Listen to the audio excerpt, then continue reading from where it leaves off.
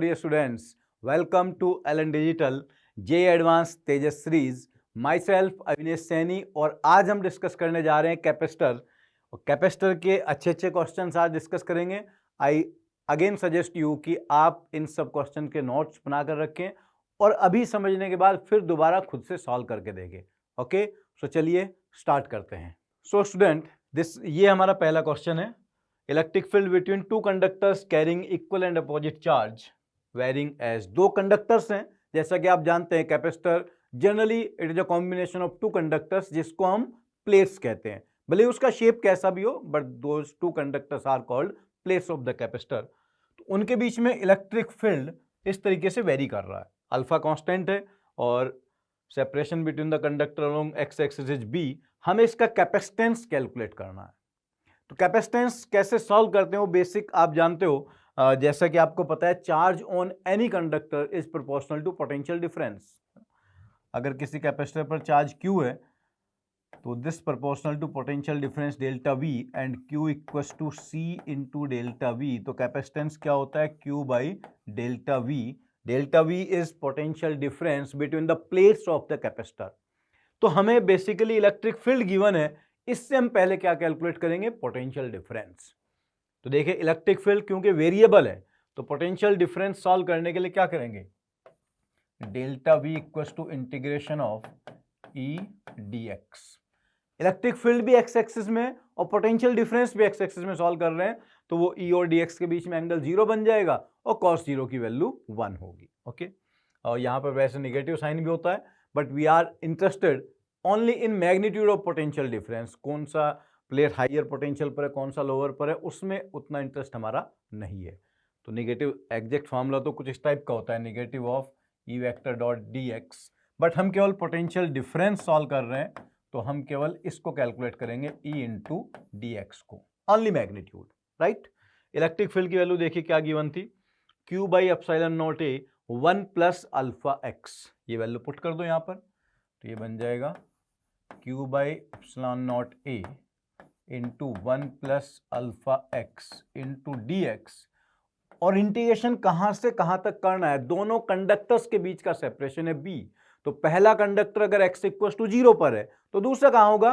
x equal to b पर। Integration from 0 to b। So potential difference comes out to be, बहुत सिंपल सा integration है। यहां बन जाएगा x plus alpha x square by 2, तो b plus alpha b square by 2। b अगर मैं कॉमन ले लेता हूं तो ये बनेगा Q b upon epsilon naught a into 1 plus alpha B by 2। Integration भी हो गया, लिमिट भी रख दी और डायरेक्ट मैंने b यहां पर कॉमन भी ले लिया। वो सिंपल सी बात है, आपको ऑलरेडी उतना तो आता है, वो तो इंटीग्रेशन आपको अच्छे से पता है। Now q by delta v, this is called capacitance. तो बाकी पूरे टर्म को राइट हैंड साइड में ले आओ और डेल्टा v को लेफ्ट साइड में लाओगे तो q by delta v direct मिल गया और कैपेसिटेंस की वैल्यू आएगी epsilon naught a by B, और ये टर्म भी नीचे आ जाएगा upon 1 plus alpha B by 2। So this is capacitance of this capacitor जिसके प्लेट्स के बीच में हमें इलेक्ट्रिक फील्ड का वेरिएशन गिवन है। यहां पर देखिए, हमें यह नहीं पता कि ये पैरेलल प्लेट कैपेसिटर है या स्फेरिकल कैपेसिटर है या फिर सिलेंड्रिकल कैपेसिटर है। तो ये भी इस टाइप के क्वेश्चन होते हैं जहां पर आपको प्लेट का शेप नहीं गिवन होगा, डायरेक्ट फॉर्मूला नहीं लगाना है, बेसिक से कैलकुलेट करना है। इलेक्ट्रिक फील्ड गिवन है और somehow you will be able to calculate the electric field. तो उस इलेक्ट्रिक फील्ड से पहले आप पोटेंशियल डिफरेंस सॉल्व करेंगे, then charge upon potential difference, this will be the capacitance of this capacitor, right.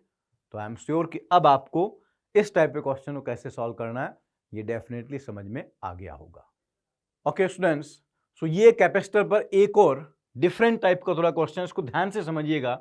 In the figure you are given a not so parallel plate capacitor. दोनों plates तो हैं लेकिन वो एक दूसरे के पैरेलल नहीं है। आप देख पा रहे हैं ऊपर वाला प्लेट थोड़ा तिरछा रखा हुआ है ना, ये कुछ इस टाइप का है। लाइक ये एक प्लेट नीचे है तो ऊपर वाला जो प्लेट है वो ऐसा किसी एंगल पर है। Neglecting edge effect, when potential difference V is applied across the two conductor, find potential difference everywhere between the plates. दूसरा पार्ट आपको बताना है, when this wedge is filled with a medium of dielectric constant K, calculate the capacitance of this system. अगर ये parallel plate capacitor होता तब तो आप डायरेक्ट फॉर्म में लगा सकते थे epsilon not A by D, और डाइलेक्ट्रिक कांस्टेंट के है तो एप्सिलॉन नॉट के ए बाई डी हो जाता। लेकिन आप यहां पर देखिए प्लेट्स तो हैं लेकिन ये पैरेलल प्लेट्स नहीं है, तो इस केस में कैपेसिटेंस, और फिर हमें ये भी सॉल्व करना है अगर इन दोनों के बीच पोटेंशियल डिफरेंस V है, let's say lower plate 0 potential पर है, हायर प्लेट V पोटेंशियल पर है, तो बाकी किसी पॉइंट पर कितना पोटेंशियल होगा। You have to calculate potential everywhere between the plates. पहले इसका सेकंड पार्ट सॉल्व करते हैं क्योंकि फर्स्ट पार्ट बहुत बढ़िया वाला है, उसको ध्यान से समझिएगा, ठीक है। तो पहले सेकंड पार्ट सॉल्व करते हैं। सेकंड पार्ट में देखिए ये जो प्लेट्स हैं इनके बीच का सेपरेशन लगातार चेंज होता जा रहा है। इनिशियली यहां पर सेपरेशन आपको गिवन है D, और इस पॉइंट पर सेपरेशन है D प्लस ए। तो अगर इन प्लेट को मैं इमेजिनरी आगे की तरफ बढ़ाता हूं इस तरफ, तो आप ये बता सकते हैं ये एंगल अगर थीटा नॉट है, ये जो या डायरेक्ट यहां से भी सॉल्व कर सकते थे, ये एंगल अगर थीटा नॉट है तो tan theta naught will be equal to, ये डिस्टेंस कितना बन गया A, और दोनों के बीच का ये सेपरेशन कितना है D, तो tan थीटा नॉट हो गया A बाई डी, ये वैल्यू आ गई। अब क्योंकि सेपरेशन लगातार चेंज होता जा रहा है तो आप डायरेक्ट फॉर्मूला नहीं लगाओगे, इसमें भी एलिमेंट कंसिडर करके सॉल्व किया जाएगा। कैसे एलिमेंट कंसिडर करने होंगे, देखिए इस टाइप से कंसिडर करेंगे, जो ये प्लेट है यहां पर और एक प्लेट नीचे है, तो इस एंड से x डिस्टेंस पर हम एक ऐसा थिन पार्ट कंसिडर करेंगे जिसका ये जो थिकनेस है, डिस्टेंस, ये बन गया dx। अब ये ऊपर एक छोटा सा प्लेट है यहां पे, इसको नियरली आप हॉरिजॉन्टल मान सकते हो क्योंकि बहुत छोटा है, और एक ये है नीचे प्लेट। ये जो एक कैपेसिटर बना ऊपर वाले छोटे से पार्ट से मिलकर और इस नीचे वाले पार्ट से मिलकर, इसका कैपेसिटेंस अगर हम लिखें dc, डाइलेक्ट्रिक कांस्टेंट K भरा हुआ है तो वो लिखा जाएगा एप्सिलॉन नॉट K, और इसका एरिया मान लो dA upon separation between the plates, मतलब ये टोटल सेपरेशन, इसको अगर मैं y कहता हूं तो इनिशियली सेपरेशन कितना था, d था, और ये डिस्टेंस हो गया x, तो ये जो ऊपर वाला डिस्टेंस बचा ये होगा x tan theta, that is x a by D.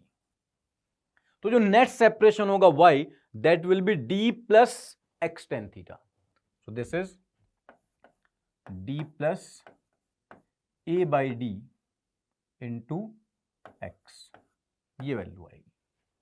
अब इसके बाद एरिया भी आपको सॉल्व करना होगा। एरिया कैसे कैलकुलेट करेंगे, वो जो लेंथ है इस तरफ वाला ये तो dx है, और अंदर की तरफ विड्थ आप पीछे वाले डायग्राम में देख सकते हो, अंदर की तरफ विड्थ कितना है w। तो यहां पर हमने वो एलिमेंट कंसिडर किया है, ऐसा एलिमेंट है, ये लेंथ है dx और वो w है, तो एरिया क्या बन गया dx into w, this is dx this part and this is w, तो एरिया d होगा w इंटू dx, राइट। चलिए आगे एरिया की वैल्यू पुट कर देते हैं, तो ये बन जाएगा epsilon naught k w dx upon d प्लस a by D into x, ये आ गया।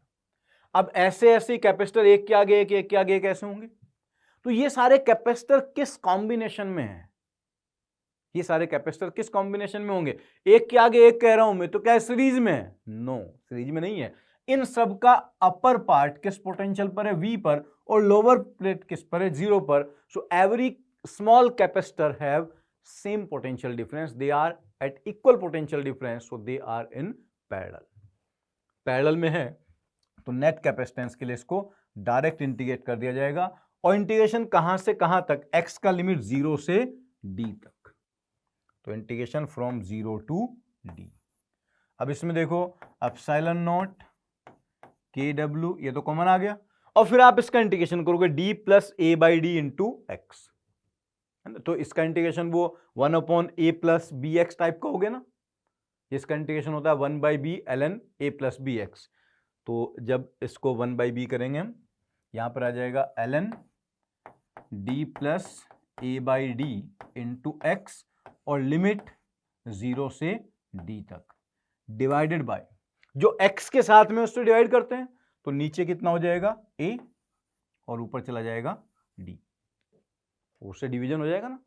अब जब वहां लिमिट रखोगे आप, जब x की वैल्यू d रखोगे तो ये d प्लस ए बन जाएगा, और जब x की वैल्यू 0 रखोगे तो d बन जाएगा, तो ये बनेगा ln d plus A minus ln d, ln d plus A by d। So total capacitance will B epsilon naught k wd by a into ln a plus d by d. This will be the capacitance. ये इसका capacitance होगा। तो capacitance वाला part I hope कि आपको ठीक से समझ में आया होगा, क्योंकि दोनों प्लेट पैरेलल नहीं है, एक प्लेट इंक्लाइंड है और इनके बीच का जो गैप है वो लगातार बढ़ता जा रहा है, तो हम डायरेक्ट फॉर्मूला नहीं लगा सकते हैं। डायरेक्ट फॉर्मूले के बजाय हम क्या करेंगे, एक एलिमेंट कंसीडर करेंगे और उसका कैपेसिटेंस लिखेंगे, फिर देखेंगे सीरीज में या पैरेलल में। तो जो सारे छोटे छोटे कैपेसिटर बन रहे हैं उन सब के बीच में पोटेंशियल डिफरेंस सेम है। When they have same potential difference then they are in parallel, और पैरेलल में हम डायरेक्ट सॉल्व करते हैं C1 plus C2 plus C3 that is integration of DC, और उस इंटीग्रेशन की वैल्यू ये आ जाएगी। क्लियर? तो पहला पार्ट आई थिंक क्लियर हो गया है। अब देखते हैं सेकंड पार्ट। सेकंड पार्ट में क्या था, ये जो प्लेट है, एक प्लेट नीचे है और एक प्लेट ऊपर है। इस प्लेट का पोटेंशियल है 0 और ऊपर वाले प्लेट का पोटेंशियल है V, और हमें बताना है कि कहीं और पोटेंशियल किसी जनरल पॉइंट पर कितना होगा। बड़ा ही ट्रिकी टाइप की चीज है, ध्यान से समझने की कोशिश करिएगा। अगर मैं इनको इमेजिनरी आगे एक्सटेंड करता हूं तो वो वाला जो प्लेट है, इन दोनों प्लेट्स के बीच में let's say angle theta naught है, दोनों प्लेट्स के बीच में एंगल है थीटा नॉट, जहां की tan थीटा नॉट की वैल्यू आपको पता है, tan theta naught equals to a by d. वो पूरा एक प्लेन है जो अंदर w विड्थ तक जा रहा है, ये एक पूरा प्लेन है जो अंदर w विड्थ तक जा रहा है। जब किसी जनरल पॉइंट पर मुझे पोटेंशियल सॉल्व करना होगा, उसको अगर मैं यहां से मिलाता हूं ऐसे, ये एंगल मान लीजिए थीटा है, तो इस थीटा एंगल पर ये जो ऐसा एक पूरा प्लेन बनेगा, ये पूरा प्लेन बनेगा, इस पूरे प्लेन पर जो भी पोटेंशियल होगा हर जगह सेम होगा, क्योंकि थीटा, जहां पर थीटा की वैल्यू 0 है, जब थीटा की वैल्यू 0 है लोअर प्लेट पर, पूरे प्लेट के लिए थीटा क्या है 0, तो इस पूरे प्लेट पर पोटेंशियल 0 है, at theta equals to 0 potential is 0। और जैसे जैसे मैं इस प्लेट से ऊपर जाता जा रहा हूं, तो जो ऊपर वाला प्लेट है ये कितने एंगल पर रखा है, थीटा नोट पर, तो थीटा नोट एंगल पर when theta equals to theta naught then potential is V। So potential as a function of theta change हो रहा है यहां पर। तो मैं मान लेता हूं कि इन जनरल किसी एंगल पर मान लीजिए पोटेंशियल इतना है, V equals to let's say alpha plus beta theta. इसमें अगर ये कंडीशन पुट करें, थीटा इक्वल्स टू 0 पर पोटेंशियल 0 है, तो थीटा की वैल्यू 0 पुट करो, पोटेंशियल 0 पुट करो, सो अल्फा विल बी 0। और अगर सेकेंड कंडीशन पुट करता हूं, at theta equals to theta naught potential is V, so V equals to 0 plus beta into theta naught, तो बीटा की value आ गई V by theta naught. So किसी theta angle पर पोटेंशियल कितना होगा, V equals to beta into theta, और theta की वैल्यू, बीटा की वैल्यू पुट कर देते हैं, V by theta naught into theta. ये सिंपली थीटा है, V by theta naught into theta. अब देखो थीटा नॉट तो हमें पता है tan inverse a by D, ये थीटा आपको और कैलकुलेट करना होगा। इस थीटा को कैसे कैलकुलेट करोगे, इस थीटा को सॉल्व करने का तरीका ये है कि भाई मान लीजिए ये डिस्टेंस x है और ये y है, तो अगर आपको ये वाला डिस्टेंस और मिल जाए तो देखो tan थीटा की वैल्यू मिल जाएगी ना, और वो डिस्टेंस आप ऊपर से भी सॉल्व कर सकते हो। ये एंगल था थीटा नॉट और ये डिस्टेंस था d, तो इस डिस्टेंस को अगर मैं एक मोमेंट के लिए लेट्स से x नॉट कहता हूं,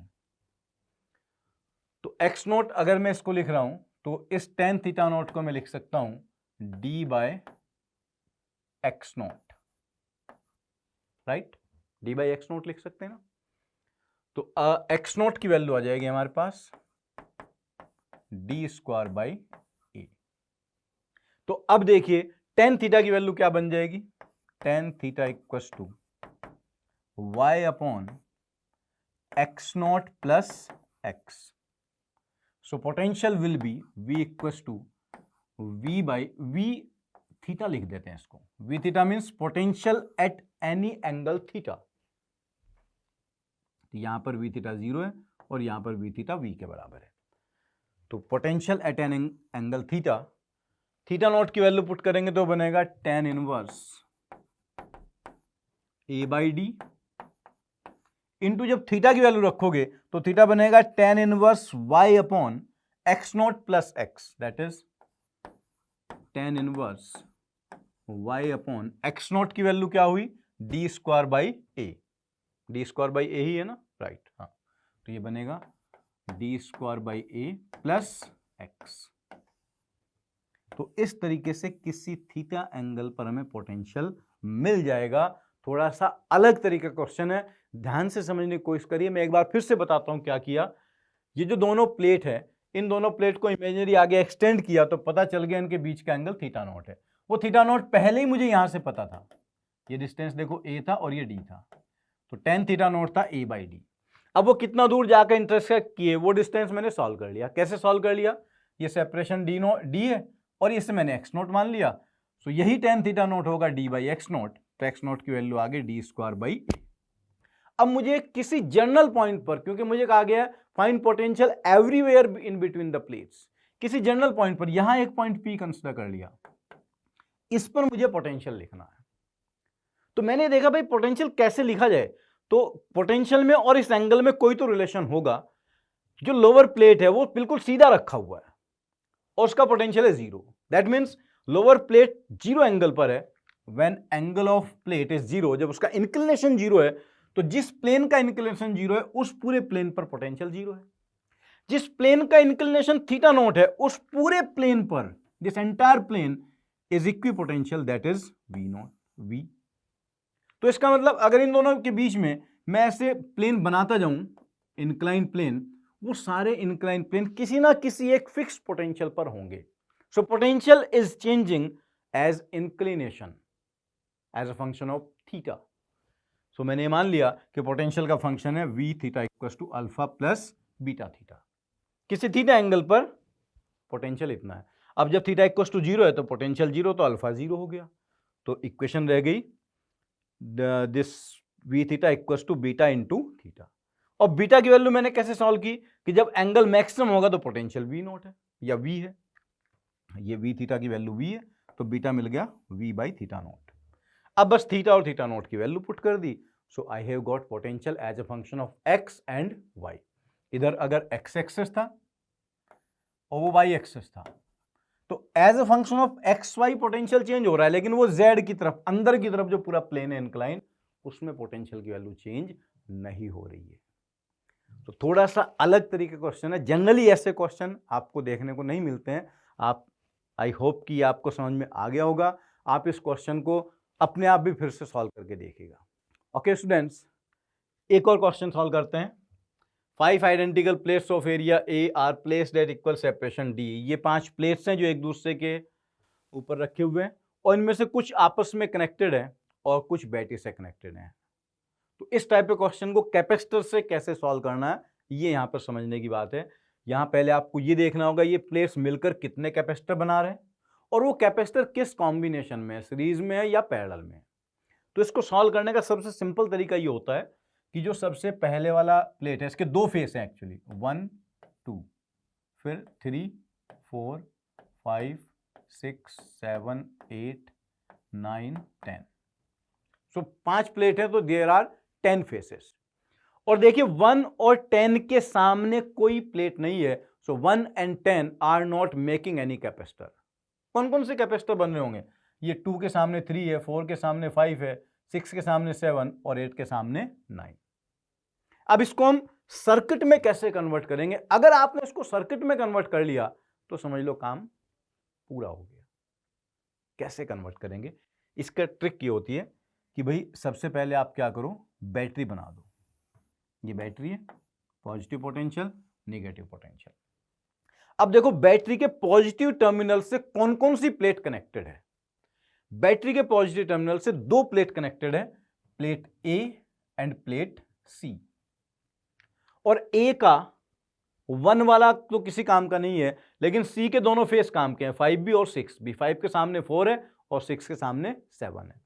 तो पॉजिटिव टर्मिनल से देखो यहां से कितने फेसेस कनेक्टेड हो गए, एक ये 2 और एक ये 5 और एक ये 6।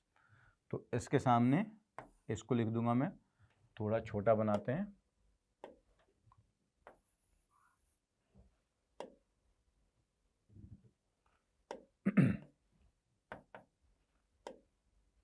यहां पर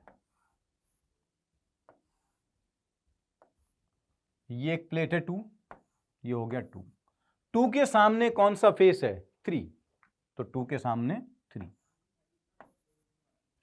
और 3 और 4 ये एक ही प्लेट के दो पार्ट हैं, तो 3 से कनेक्टेड यहां मैंने 4 बना दिया। 4 के सामने कौन सा फेस है, 5, तो 4 के सामने 5। और 5 किससे कनेक्टेड है, बैटरी के पॉजिटिव टर्मिनल से, तो ये देखो पॉजिटिव टर्मिनल से कनेक्टेड हो गया। फिर 5 और 6 वो एक ही प्लेट के पार्ट हैं, तो देखो ये 5 और 6 आपस में भी कनेक्टेड हो गए, ये 6 हुआ। 6 के सामने कौन सा फेस है, 7, तो 6 के सामने आ गया 7। ठीक, 6 के सामने 7।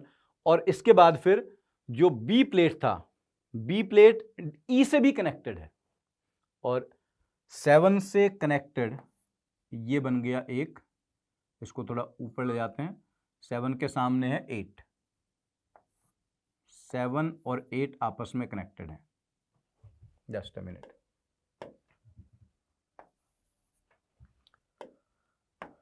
सेवन और 8 दोनों बैटरी के नेगेटिव टर्मिनल से कनेक्टेड है, और 8 के सामने 9 है और 9 बी से कनेक्टेड है। तो बी पे कौन कौन से, 3 और 4, तो यहां पे मैंने 9 बना दिया और 9 के सामने 8 बना दिया, और 8 और 7 आपस में कनेक्टेड है, फिर वो बैटरी के नेगेटिव टर्मिनल से कनेक्टेड है। अब देखो यहां पर कोई भी मिसिंग नहीं है। अब ध्यान से देखिए, 2 के सामने 3, 4 के सामने 5, 6 के सामने 7, 9 के सामने 8, and 7, 8 are connected to negative terminal. सभी का प्लेट एरिया सेम है, सभी का सेपरेशन भी सेम है। So every capacitor have capacitance C equals to epsilon naught A by D। Dielectric वगैरह तो नहीं है, नो, सबका कैपेसिटेंस सेम है। अब देखो this is C, this is C, C, C, ये C और C पैरेलल में बन गया 2C। फिर 2C के साथ C सीरीज में, तो 1/2C प्लस 1/C, तो आ जाएगा ऊपर वाली पूरी ब्रांच का 2C/3। 2C/3 के साथ ये C फिर पैरेलल में, वो आप सॉल्व कर लोगे, वो सिंपल सी कैलकुलेशन है, वो मुश्किल काम नहीं है, राइट। ओके, तो ऊपर वाला टोटल कितना है हमारा, 2C/3 प्लस C, तो टोटल बन जाएगा 5C/3। So equivalent capacitance will B 5 epsilon not A/3D। ये इक्विवेलेंट कैपेसिटेंस होगा। आपको ध्यान देने की जरूरत यह है कि जब आपके पास कॉम्बिनेशन ऑफ प्लेट्स होगा तो उससे आप सर्किट कैसे ड्रॉ करेंगे। उस सर्किट में पहले मैंने बैटरी बना ली और बैटरी के पॉजिटिव टर्मिनल से देखा कि कौन कौन कनेक्टेड है। बैटरी के पॉजिटिव टर्मिनल से दो प्लेट कनेक्टेड है, A एंड C, लेकिन उनके तीन ही फेस काम में आ रहे हैं सर्किट में। कौन कौन सा, 2, 5, 6। तो देखिए 2, 5, 6, 2 के सामने 3, 5 के सामने 4 और 6 के सामने 7, और 7 और 8 एक ही प्लेट के पार्ट है जो जाके निगेटिव से जुड़ रही है, वो निगेटिव से जोड़ दिया, एक सिंपल सर्किट बना जिसका इक्विवेलेंट कैपेसिटेंस मिल गया। क्लियर। अब क्या पूछा गया है, total charge on plate A and D, plate A और प्लेट डी पर कितना चार्ज होगा। प्लेट ए और प्लेट डी पर चार्ज बताना है। तो देखिए जब आपको इक्विवेलेंट कैपेसिटेंस मिल गया तो यहां से बैटरी का पोटेंशियल आपको V गिवन है, कितना चार्ज फ्लो होगा, Q equals to C equivalent into V। तो बैटरी चार्ज देगी 5 epsilon naught A/D 3D into V। Battery से इतना चार्ज जाएगा। हमें बताना है कि A पर और D पर कितना चार्ज होगा। तो A का मतलब इस 2 फेस पर सॉल्व करना है और D का मतलब 7 और 8 दोनों पर सॉल्व करना है, फिर उसको ऐड करना है। क्लियर है? देखिए आगे सॉल्व करते हैं इसको। ये कुछ इस टाइप का सर्किट डायग्राम बना था, ऐसा सर्किट डायग्राम था, इसके आगे एक और कैपेसिटर था और फिर एक कैपेसिटर यहाँ पर लगा हुआ था और ये बैटरी कनेक्टेड थी, राइट। इधर से चार्ज निकला Q, वो चार्ज दो पार्ट में डिवाइड होगा। वो जो ऊपर वाला सर्किट है और नीचे वाला अकेला कैपेसिटर, दोनों किस कॉम्बिनेशन में? पैरेलल में। पैरेलल कॉम्बिनेशन में पोटेंशियल डिफरेंस सेम होता है, तो इस Q का अगर ऊपर पार्ट Q1 जा रहा है और नीचे Q2 जा रहा है, पोटेंशियल डिफरेंस अगर सेम है, that is Q by C will be same, so charge will be distributed in the ratio of capacitance. ऊपर वाली ब्रांच का, पूरी ब्रांच का कैपेसिटेंस कितना है? 2C/3। नीचे वाला कितना है? C। तो कैपेसिटेंस का रेशियो 2:3 है, तो चार्ज भी किस रेशियो में डिवाइड होगा? 2:3 के रेशियो में।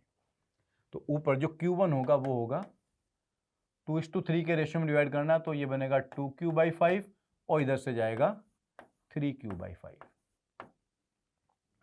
2Q/5 and 3Q/5। तो इस प्लेट पर प्लस 3Q/5 होगा, इधर वाले पर माइनस 3Q/5, और ऊपर वाले पर इधर प्लस 2Q/5 होगा, इधर माइनस 2Q/5। तो देखिए ये प्लेट था 7 और ये प्लेट था 8, तो जो डी प्लेट है वो 7 और 8 से मिलकर बना है। 7 पर कितना? माइनस 3Q/5, 8 पर कितना? माइनस 2Q/5, तो डी प्लेट पर टोटल चार्ज होगा माइनस Q। दोनों को ऐड करो तो माइनस Q आ जाएगा, और Q की वैल्यू हम पहले ही सॉल्व कर चुके हैं। इधर देखो क्या आया था, 5ε0A/3D। ठीक है, तो देखो इसकी वैल्यू आ जाएगी माइनस 5ε0A/3D। ठीक, अब किस पर बताना था? प्लेट नंबर 1 पर। तो देखते हैं प्लेट नंबर 1 कहां थी। प्लेट नंबर 1 मतलब इस 2 पर, यहां चार्ज कैलकुलेट करना था। तो उधर जब चार्ज कैलकुलेट करना है आपको, तो आप देखिए यहां से 2Q/5 चार्ज आया, इन दोनों पार्ट में कितना कितना डिवाइड होगा? Q/5 and Q/5। और ये 2 प्लेट है, तो ए प्लेट पर टोटल चार्ज होगा Q/5, दैट इज ε0A/3D।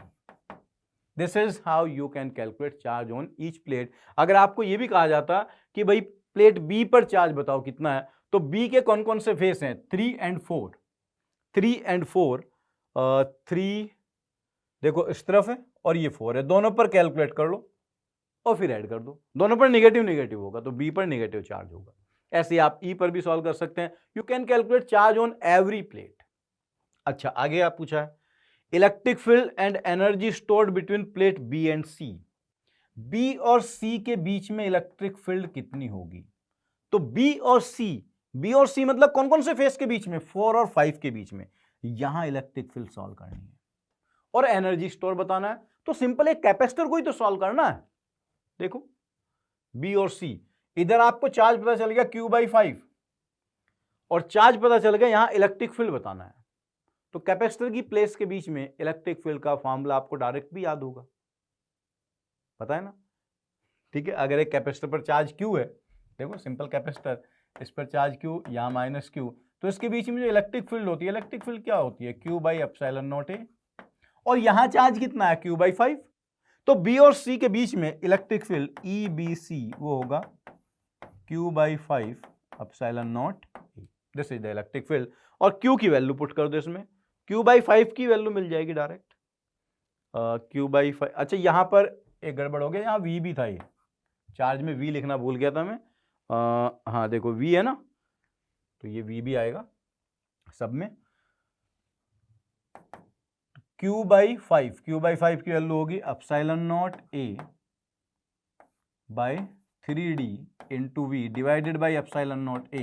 ये कैंसिल हो गया और आंसर आ जाएगा V/3D। This is the electric field between plates of between B and C।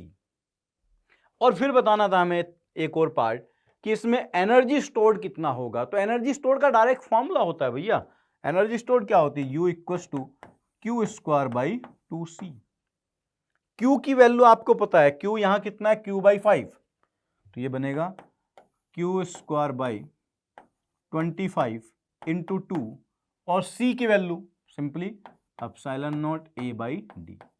अब आप चाहो तो q की वैल्यू पुट कर दो, q की वैल्यू यहां से पुट कर दो, क्यू स्क्वायर बाई 5 की डायरेक्ट वैल्यू मिल जाएगी आपको, तो पोटेंशियल एनर्जी की वैल्यू मिल जाएगी। आई एम श्योर कि वो वाला पार्ट तो आप सॉल्व कर लोगे, क्यू की वैल्यू कैलकुलेट करके 25 वगैरह कैंसिल हो जाएगा और सिंपल सा आपका एक आंसर आ जाएगा। उस कैलकुलेशन में हमें जाने की जरूरत नहीं, कैलकुलेशन तो आपको आती है कैसे करते हैं।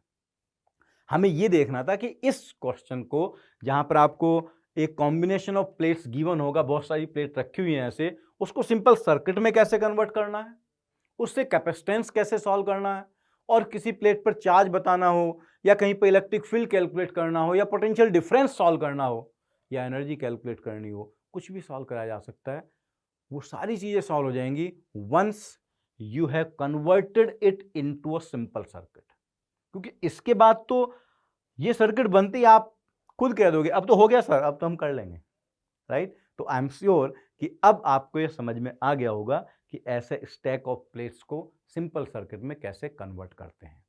ओके स्टूडेंट्स, तो चलिए एक और क्वेश्चन सॉल्व करते हैं, which is based on dielectric constant a capacitor having a dielectric. जैसा कि आपको पता है, अगर पैरेलल प्लेट कैपेसिटर के बीच में कोई डाइलेक्ट्रिक मीडियम भरा हुआ है तो आप कैपेसिटेंस डायरेक्टली लिख पाते हैं। कितना लिखते हैं आप? एप्सिलॉन नॉट के ए बाई डी। लेकिन इस क्वेश्चन में क्या किया गया, dielectric constant is K1 at A and K2 at B and also it is varying linearly from A to B। A से B तक डाइलेक्ट्रिक कांस्टेंट की वैल्यू लगातार चेंज होती जा रही है। तो अगर डाइलेक्ट्रिक कांस्टेंट लगातार चेंज हो रहा है, आपको तुरंत क्लिक कर गया होगा कि हाँ अब तो कहीं एलिमेंट वगैरह लेना पड़ेगा और फिर इंटीग्रेशन करना पड़ेगा और फिर हम इक्विवेलेंट कैपेसिटेंस सॉल्व कर पाएंगे।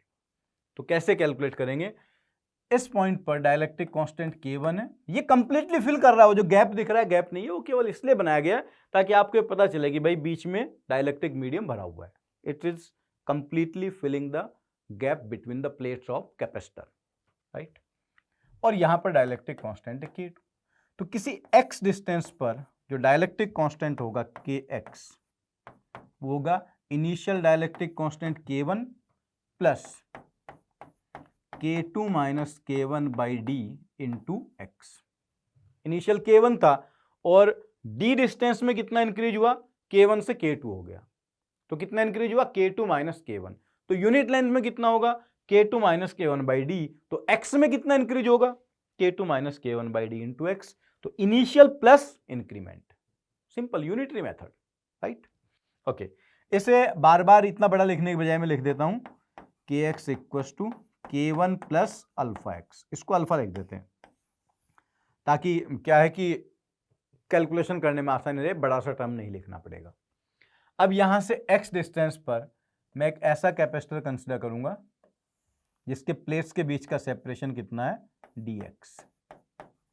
इसका कैपेसिटेंस अगर dc है तो dc की वैल्यू होगी, देखिए, epsilon not kx into area of the plates. Plate का एरिया कितना होगा? ये लेंथ b है और अंदर भी b है, area b square upon separation between the plate, वो कितना हो गया? dx। This is capacitance. अब इसके आगे एक और कैपेसिटर होगा, इसके आगे एक और, ऐसे छोटे छोटे बहुत सारे कैपेसिटर होंगे। ये सारे कैपेसिटर किस कॉम्बिनेशन में हैं? क्या ये भी पैरेलल में है? नहीं, एक के आगे एक कैपेसिटर, जो चार्ज इधर से निकलेगा वही सबके थ्रू फ्लो होगा। The same charge will be flowing through all the capacitors, so they are in series combination. तो इसका DC1, DC2, DC3, DC4 equivalent capacitance होगा 1/DC1 plus 1/DC2 plus 1/DC3, सबको ऐड करेंगे तो इसका मतलब उसका इंटीग्रेशन कर देंगे। तो जो इक्विवेलेंट कैपेसिटेंस होगा 1/C, it will be integration of 1/DC। अब इसमें DC की वैल्यू पुट कर देंगे। DC की वैल्यू पुट करेंगे तो देखिए DC कितना आया था हमारा? Epsilon not Kx b square upon dx। तो सब की वैल्यू पुट कर देते हैं, dx तो ऊपर आ जाएगा upon epsilon naught b square, और kx की वैल्यू हो गई K1 plus alpha x and integration from 0 to d। तो देखो ये वाला टर्म तो कांस्टेंट है भाई, और वो इंटीग्रेशन लॉग के फॉर्म का होगा जो कि आपको पता है, और उसका इंटीग्रेशन बन जाएगा 1/c इक्वल्स टू ये 1 upon epsilon naught b square तो बाहर आ गया, और यहां पर ये अल्फा बाहर आ जाएगा into alpha ln k1 plus alpha की वैल्यू थी k2 minus k1 by D into x और लिमिट फ्रॉम 0 टू d। अब ध्यान दीजिए, जब आप इसकी वैल्यू x की वैल्यू d रखेंगे तो ये बनेगा k1 plus k2 minus k1, तो k2 रह जाएगा, और जब x की वैल्यू 0 रखेंगे तो k1 रह जाएगा। तो 1/c बनेगा 1/ε0 b स्क्वायर अल्फा। अब मैं अल्फा की वैल्यू पुट कर देता हूं k2 माइनस k1 और d चला जाएगा ऊपर, यहां होगा ln k2 minus ln k1। तो c की वैल्यू आएगी ε0 b square k2 minus k1 upon d ln k2 by k1। This is the equivalent capacitor of this capacitance of this capacitor। ये बात यहां ध्यान देने वाली है कि डाइलेक्ट्रिक कांस्टेंट वेरिएबल है, तो वेरिएबल डाइलेक्ट्रिक कांस्टेंट होगा तो तब आप डायरेक्ट फॉर्मूला नहीं लगा सकते, you have to consider an element. उस एलिमेंट का आप पहले कैपेसिटेंस लिखेंगे, अब उसके बाद फिर ये देखेंगे जो ऐसे सारे छोटे छोटे एलिमेंट्स बन रहे हैं वो एलिमेंट सीरीज में है या पैरेलल में है। सीरीज में तो 1/c equals to integration of 1/dc, अगर पैरेलल में रहे होते तो डायरेक्ट डीसी का इंटीग्रेशन कर देते। क्लियर? अच्छा, एक पार्ट और था इसका कि आपको बताना था इक्विवेलेंट डाइलेक्ट्रिक कांस्टेंट, मतलब इस पूरे का ये जो अलग अलग डाइलेक्ट्रिक कांस्टेंट चेंज हो रहा है, इसे अगर हमें पूरे को किसी एक मीडियम से रिप्लेस करना हो तो उसका के इक्विवेलेंट कितना होगा। मतलब अगर वो एक मीडियम यहां रख दें तो भी कैपेसिटेंस वही आना चाहिए जो अभी इसका आया था। तो अगर मैं यहां पूरे में के इक्विवेलेंट मान लूं तब कैपेसिटेंस डायरेक्टली क्या लिखा जा सकता है, तब कैपेसिटेंस लिखा जाएगा ε0 b स्क्वायर ε0 a इंटू के इक्विवेलेंट बाई डी। अगर वो कैपेसिटेंस इस कैपेसिटेंस के बराबर है तब उस मीडियम को हम कहेंगे कि वो जो मीडियम है वो इस वेरिएबल मीडियम का इक्विवेलेंट मीडियम है। दोनों को कंपेयर करो, देखो के इक्विवेलेंट आ गया, के इक्विवेलेंट की वैल्यू कितनी बन गई, ε0 b स्क्वायर तो खत्म हो गया, डी भी खत्म हो गया, आंसर क्या आ गया k2 minus k1 upon ln k2 by k1। This is how you calculate equivalent dielectric constant. वो इसका मीनिंग वही है जो इक्विवेलेंट रेजिस्टेंस होता था कि भाई इन सब का इक्विवेलेंट रेजिस्टेंस बताओ। तो इक्विवेलेंट रेजिस्टेंस का मीनिंग क्या है, उन सारे रजिस्टर को हटाकर हमें एक रजिस्टर लगाना है। ऐसे ही इक्विवेलेंट डाइलेक्ट्रिक कांस्टेंट का मीनिंग क्या है कि वो जो वेरिएबल डाइलेक्ट्रिक कांस्टेंट है, वेरिएबल मींस यहां ए से लेकर बी तक इनफाइनाइट मीडियम हो गए, इन सब मीडियम को हटाकर हमें एक मीडियम रखना है, तो उस अकेले का डाइलेक्ट्रिक कांस्टेंट क्या होना चाहिए ताकि वो अकेला वही इफेक्ट दे जितना ये सारे मिलकर दे रहे हैं। वही इफेक्ट देने का मतलब उस अकेले के कारण कैपेसिटेंस वही हो जो इस पूरे वेरिएबल के कारण है। सो आई एम श्योर कि अब आपको वेरिएबल डाइलेक्ट्रिक कांस्टेंट कैसे सॉल्व करते हैं ये डेफिनेटली क्लियर हो गया होगा। सो स्टूडेंट्स, डाइलेक्ट्रिक पर एक क्वेश्चन देखते हैं। There are 3 capacitors connected with a battery of EMF E. 3 capacitance हैं, तीनों आइडेंटिकल कैपेसिटेंस हैं और सभी का कैपेसिटेंस मान लीजिए C के बराबर है और ये बैटरी से कनेक्टेड है। फिर हमने क्या किया, find work done by battery and heat produce in the circuit if a dielectric slab is filled between the plates of capacitor B। अगर इस कैपेसिटर B के बीच में आप एक डाइलेक्ट्रिक डाल दो तो बताना बैटरी कितना वर्क करेगा और सर्किट में हीट कितनी प्रोड्यूस होगी। तो सबसे पहले जब आपने डाइलेक्ट्रिक नहीं डाला तब आप चीजें सॉल्व कर लो जो जो सॉल्व कर सकते हो। सबसे पहले तो आप C इक्विवेलेंट कैलकुलेट कर सकते हो या नहीं। C और C, ये 2C बन गया और 2C C के साथ पैरेलल में तो 1/C plus 1/2C that is 2C/3। तो इक्विवेलेंट कैपेसिटेंस है 2C/3। अब आप ये सॉल्व कर लो कि बैटरी कितना चार्ज दे रही होगी, तो Q initial that will B 2CE/3, जो B और C में आधा आधा डिवाइड हो गया होगा। आप ये भी कैलकुलेट कर लो कि इसमें कितनी एनर्जी स्टोर होगी, U initial that is half C equivalent into V square, जो हो जाएगा C इक्विवेलेंट 2C/3 है तो ये बन जाएगा सी ई स्क्वायर बाई 3, यही होगा ना, half C equivalent into V square, तो सी ई स्क्वायर बाई 3। ये हमने सॉल्व कर लिया। अब क्या किया गया, इस डाइलेक्ट्रिक, इस कैपेसिटर के बीच में एक डाइलेक्ट्रिक प्लेट को इंसर्ट कर दिया गया जिसका डाइलेक्ट्रिक कांस्टेंट है के। तो ये जो बी वाला कैपेसिटर है इसका कैपेसिटेंस बन गया 2C, ये कैपेसिटेंस 2C बन गया। तो अगर एक कैपेसिटर का कैपेसिटेंस चेंज हुआ तो सर्किट का इक्विवेलेंट कैपेसिटेंस भी चेंज होगा। कितना बन जाएगा, देखिए C और 2C 3C हुआ, और फिर वो इस C के साथ पैरेलल में सीरीज में, तो 1/C plus 1/3C that will B 3C/4। तो सेकेंड सिचुएशन में after dielectric is filled, so C equivalent it comes out to be 3C/4, और जो फाइनल चार्ज होगा दैट विल बी 3CE/4, और जो फाइनल पोटेंशियल एनर्जी होगी that will be half into 3C/4 into V square. तो final potential energy हो गई 3CE²/8। This is final potential energy. हमें कैलकुलेट करना था कि बैटरी ने कितना वर्क किया। Work done by battery, work done by battery equals to delta Q into EMF। What is delta Q? Delta Q is the charge given by the battery. आप कहोगे sir पहले कुछ चार्ज दे रखा था, बाद में भी कुछ दिया, तो दोनों को जोड़ दो। नहीं, डाइलेक्ट्रिक डालते टाइम जितना एक्स्ट्रा चार्ज गया उसी के कारण वर्क बताना है। तो फाइनल चार्ज कितना हो गया 3CE/4। इसको आप ऐसे लिखोगे Q final minus Q initial into EMF। Q final is 3CE/4, Q initial was 2CE/3 into E। 3/4 minus 2/3, तो देखो 12 एलसीएम आ जाएगा, और यहां बनेगा 9 माइनस 8, तो वर्क डन आएगा CE²/12। This is work done bye the battery. यहां आपको समझना यह है कि बैटरी का वर्क कैसे सॉल्व करते हैं।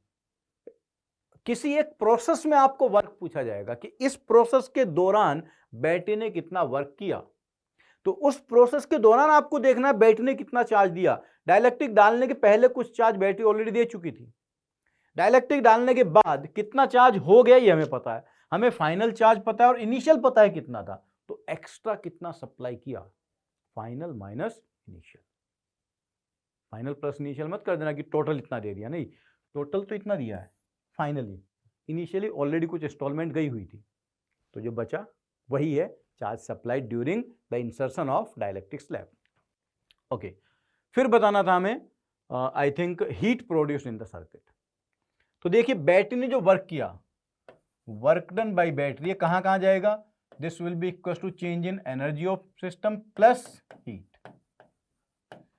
बैटरी ने जितना वर्क किया अगर वो सारा कैपेसिटर की एनर्जी में स्टोर हो गया तो क्वेश्चन में उस सिस्टम में कोई हीट प्रोड्यूस नहीं हुआ है। लेकिन बैटरी ने जो वर्क किया अगर वो सारा कैपेसिटर को नहीं मिला, कैपेसिटर के अंदर स्टोर नहीं हुआ, तो जो बचा हुआ वर्क है वो कहां गया, हीट के फॉर्म में। सॉल्व करते हैं। बैटरी ने कितना वर्क किया, CE²/12 and change in energy. तो पहले एनर्जी कितनी थी, पहले एनर्जी थी CE²/3 और अब एनर्जी कितनी है 3CE²/8। तो चेंज इन एनर्जी देख लेते हैं, final minus initial 3CE²/8 minus CE²/3 plus heat. अब देखिए ये सॉल्व करना तो आसान है, इसमें कितना एलसीएम आ जाएगा 24, तो 8 3 यहाँ पर 9 आ जाएगा और यहाँ पर 8 आएगा, ये बन जाएगा CE² प्लस हीट और ये था CE²/12। तो ये जो टोटल है ये बन जाएगा CE²/24। जब उसको लेफ्ट हैंड साइड में लाओगे तो हीट प्रोड्यूस्ड उसकी वैल्यू आ जाएगी CE²/24। मतलब बैटरी ने जो वर्क किया था उसका आधा ही एनर्जी में जा सका, बाकी जो आधा बचा पार्ट है वो किस फॉर्म में चला गया, हीट के फॉर्म में।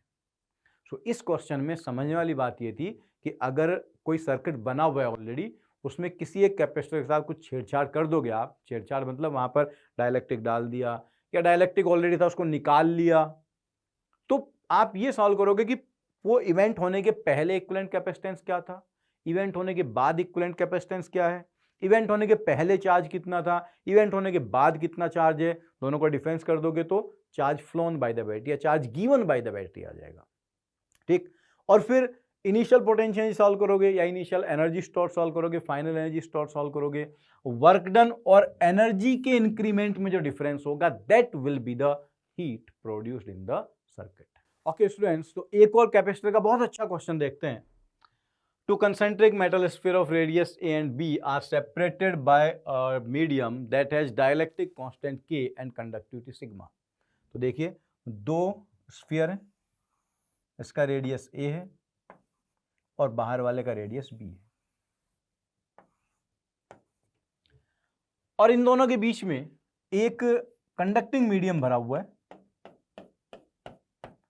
जिसका डाइलेक्ट्रिक कांस्टेंट K है और कंडक्टिविटी सिग्मा है। हालांकि आपको पता होगा जो डाइलेक्ट्रिक्स होते हैं वो बेसिकली इंसुलेटर होते हैं, लेकिन इंसुलेटर और conductor these are relative term. ऐसा नहीं है कि इंसुलेटर की कोई कंडक्टिविटी नहीं होती या कंडक्टर का कोई डाइलेक्ट्रिक कांस्टेंट नहीं होता, रिलेटिव टर्म है। जिसकी कंडक्टिविटी ज़्यादा होती है उसको हम कंडक्टर कह देते हैं, जिसकी कंडक्टिविटी बहुत कम होती है उसे हम इंसुलेटर कह देते हैं। जीरो किसी की भी नहीं होती। कंडक्टर्स में भी रेजिस्टेंस होता है, रेजिस्टेंस जो करंट के फ्लो होने का अपोज करता है, जानते हो ना। ठीक है, तो वैसा ही क्वेश्चन है यहाँ पर। आपको बताना calculate total current through the medium as a function of time.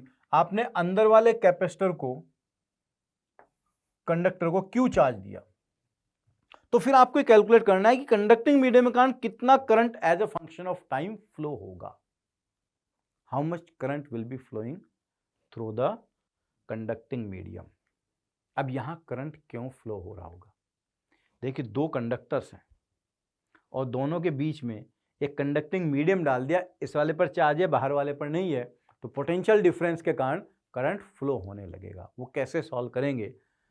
ये मान लो suppose at any time T charge on inner sphere is Q। किसी टाइम पर इनर स्फीयर पर चार्ज Q है और वो Q की वैल्यू कम होती जा रही है, तो करंट क्या कहलाएगा? I will be equals to negative of dq by dt। current here is not rate of increase of time, it is rate of increase of charge, it is rate of decrease of charge। यहां पर ये current leakage हो रहा है, charge leakage हो रहा है, उसके कारण करंट फ्लो हो रही है, इसको लीकी करंट भी कहते हैं। तो देखिए कैसे सॉल्व करेंगे। फिर किसी टाइम पर अगर इस पर चार्ज Q है और ये कंडक्टिंग मीडियम है, तो यहां से R डिस्टेंस पर आप ये बता सकते हो इलेक्ट्रिक फील्ड कितना होगा। गॉस लॉ से इलेक्ट्रिक फील्ड की वैल्यू हो जाएगी E equals to Q upon 4 pi epsilon naught K into R। This will be the electric field. और अगर इलेक्ट्रिक फील्ड है तो by microscopic form of Ohm's law, microscopic form क्या होता है? Current density equals to sigma into E. Current density जो होता है current per unit area divided by 4 pi R square, ये आर स्क्वायर होगा, आर नहीं। Electric field K Q by R square होता है ना, एप्सिलॉन, तो के की value 4 pi epsilon naught K into R square. This is equals to sigma into Q upon 4 pi epsilon naught K R square. तो देखिए 4 pi R square तो हो गया कैंसिल, और यहां पर करंट की वैल्यू आ गई sigma Q by epsilon naught. अब करंट को आप लिख दो minus D Q by D T, और क्यू वाले टर्म को एक तरफ ले आओ, तो क्या होगा? This is D Q by Q equals to negative of D Q by Q negative of sigma by epsilon naught into D T. यहां इंटीग्रेशन 0 से t और इधर इंटीग्रेशन 0 से कैपिटल Q से Q। तो you will be able to find charge as a function of time. तो charge की value आ जाएगी ln Q by Q equals to minus sigma t by epsilon naught. यही होगा ना, कहीं कैलकुलेशन तो हमने गलत नहीं किया, एक बार चेक कर लेते हैं। इलेक्ट्रिक फील्ड लिखा Q/4πε0 और फिर σ/ε0 तो K हमने छोड़ दिया, देखो यहाँ पर ये K आएगा, इधर भी K आएगा और इधर भी K आएगा। कैलकुलेशन हमेशा ध्यान से करना चाहिए, थोड़ा सॉल्व करने के बाद फिर से चेक कर लेना चाहिए कहीं कुछ छूट तो नहीं गया, पता चला आंसर फाइनली गलत हो गया और फिर ढूंढ रहे हैं कहाँ गलती हुई थी। तो 2-4 लाइन लिखने के बाद फिर से देख लेना चाहिए, जैसे देखो मुझसे भी छूट गया था, आपको भी ऐसा करना चाहिए। ओके, आगे बढ़ते हैं। अब किसी t टाइम पर जो चार्ज होगा वो Q will be Q into e⁻ σT/ε0 K। जैसे charge at any time t, हमें बताना था करंट है -dQ/dt, तो इसको डिफरेंशिएट करना, डिफरेंशिएट करके नेगेटिव वाला टर्म बाहर आएगा, नेगेटिव नेगेटिव पॉजिटिव बन जाएगा। तो current as a function of time that will be Q σ/ε0 K e⁻ σT/ε0 K। This is how you calculate current as a function of time. किसी t time पर इतनी current flow कर रही होगी, ठीक है। अब देखिए सेकंड पार्ट क्या पूछा गया है। सेकंड पार्ट है पूछा है calculate the heat produced by this current, कितना टोटल हीट प्रोड्यूस होगा इस करंट के कारण। तो हीट कब तक प्रोड्यूस होता रहेगा, जब तक करंट फ्लो होती रहेगी, और करंट कब तक फ्लो होती रहेगी, इनफाइनाइट टाइम तक।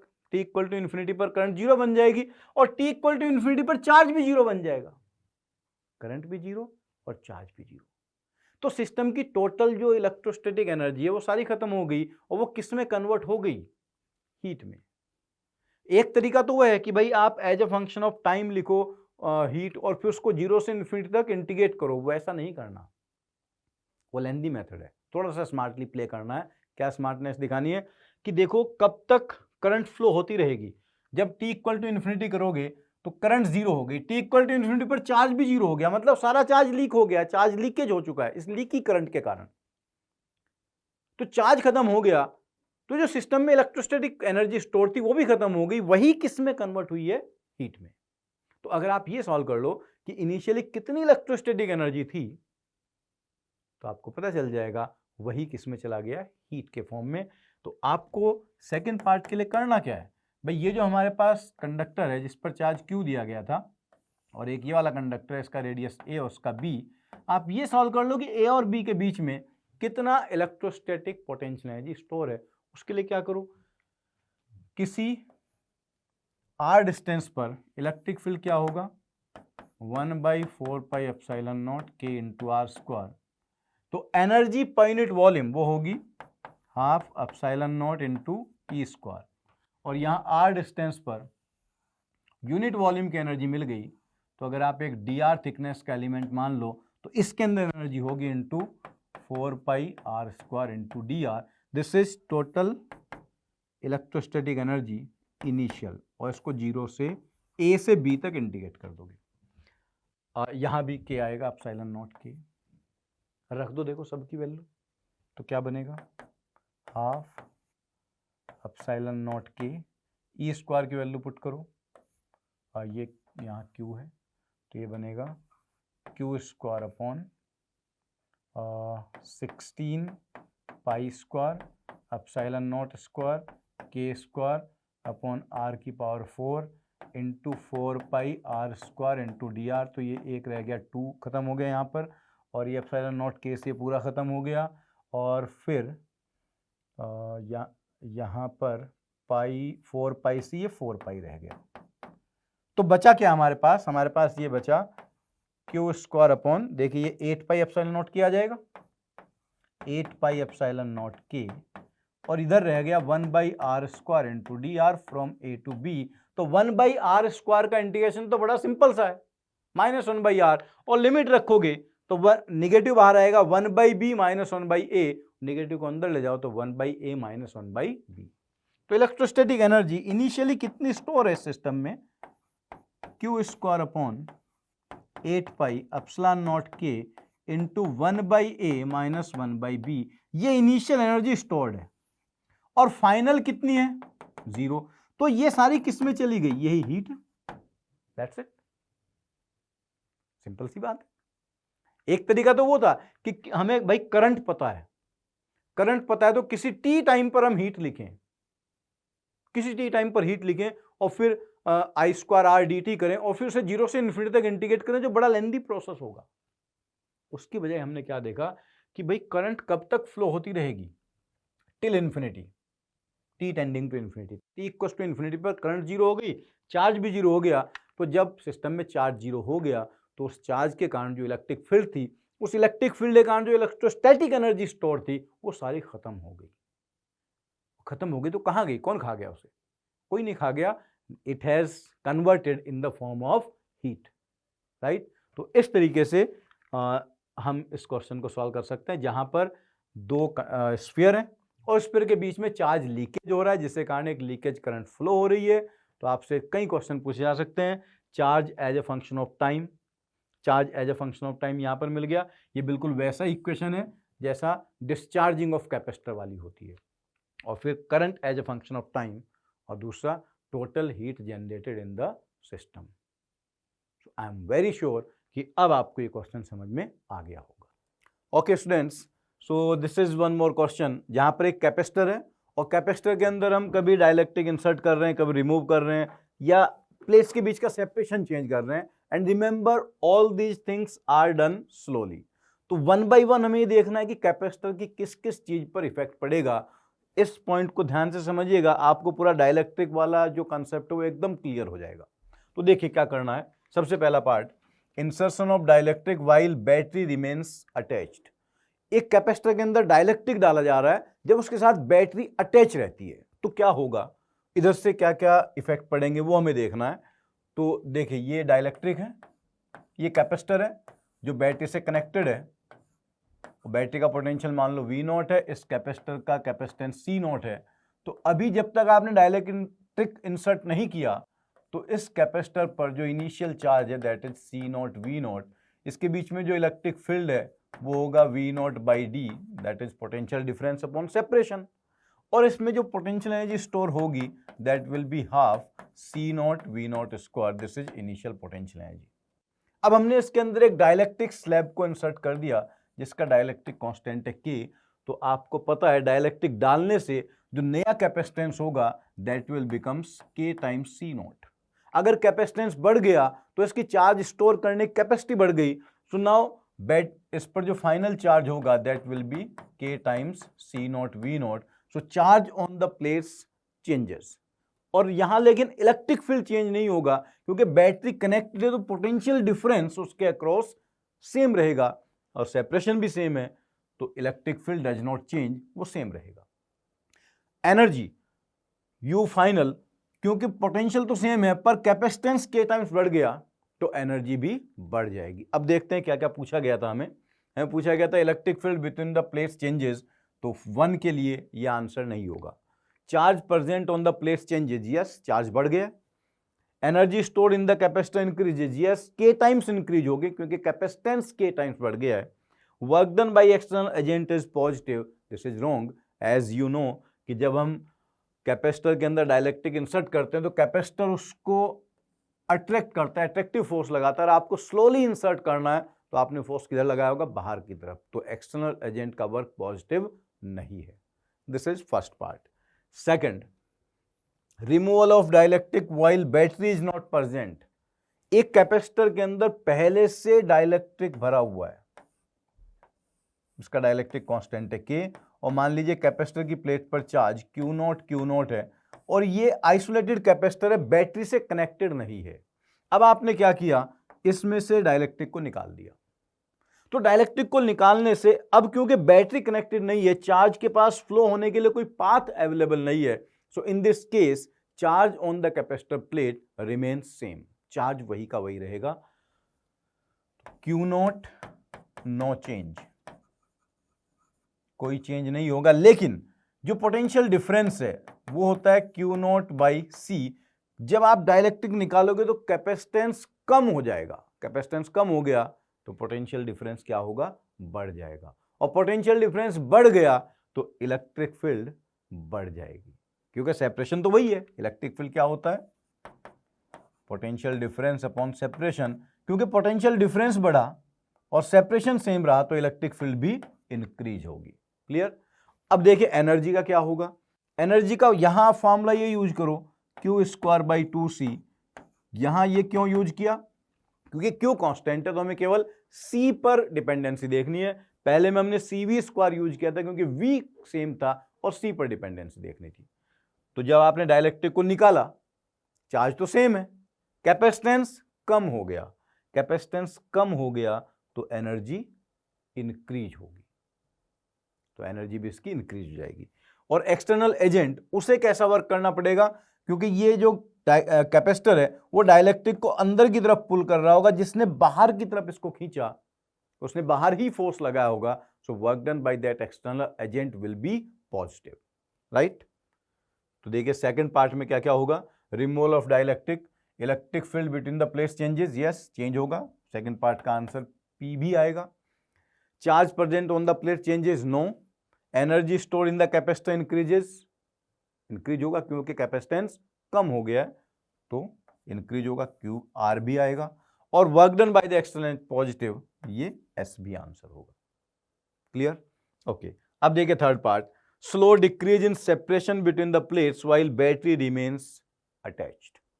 अब हम डाइलेक्ट्रिक के साथ नहीं काम कर रहे हैं, अब क्या है कि ये कैपेसिटर है और उसके साथ बैटरी कनेक्टेड है, बैटरी का पोटेंशियल V, कैपेसिटेंस C। आप इनके प्लेट्स के बीच के सेपरेशन को स्लोली कम कर रहे हो। तो अगर सेपरेशन कम किया जा रहा है, कैपेसिटेंस होता है ε0 A/d। Now if you are decreasing D तो capacitance will be increasing, capacitance बढ़ेगा, कैपेसिटेंस बढ़ेगा तो इस पर चार्ज भी बढ़ेगा, बैटरी को और एक्स्ट्रा चार्ज देना होगा। लेकिन बैटरी क्योंकि कनेक्टेड है तो पोटेंशियल डिफरेंस चेंज नहीं होगा, D चेंज हो रहा है तो electric field that is V/d, इसकी वैल्यू भी बढ़ेगी, इलेक्ट्रिक फील्ड भी बढ़ जाएगी। व्हाट अबाउट एनर्जी, एनर्जी होता है हाफ CV²। V तो सेम है लेकिन कैपेसिटेंस आप कम कर रहे हो, कैपेसिटेंस बढ़ा रहे हो, D को कम करने से कैपेसिटेंस बढ़ाया जा रहा है तो एनर्जी भी बढ़ेगी। और एक प्लेट पर पॉजिटिव चार्ज होता है, दूसरे पर निगेटिव, इनके बीच में ऑलरेडी फोर्स अट्रैक्टिव होता है, लेकिन उस अट्रैक्शन के अगेंस्ट आपको स्लोली ले जाना है तो आपने प्लेट पर फोर्स किधर लगाया होगा, पीछे की तरफ, तो वर्क डन पॉजिटिव नहीं होगा।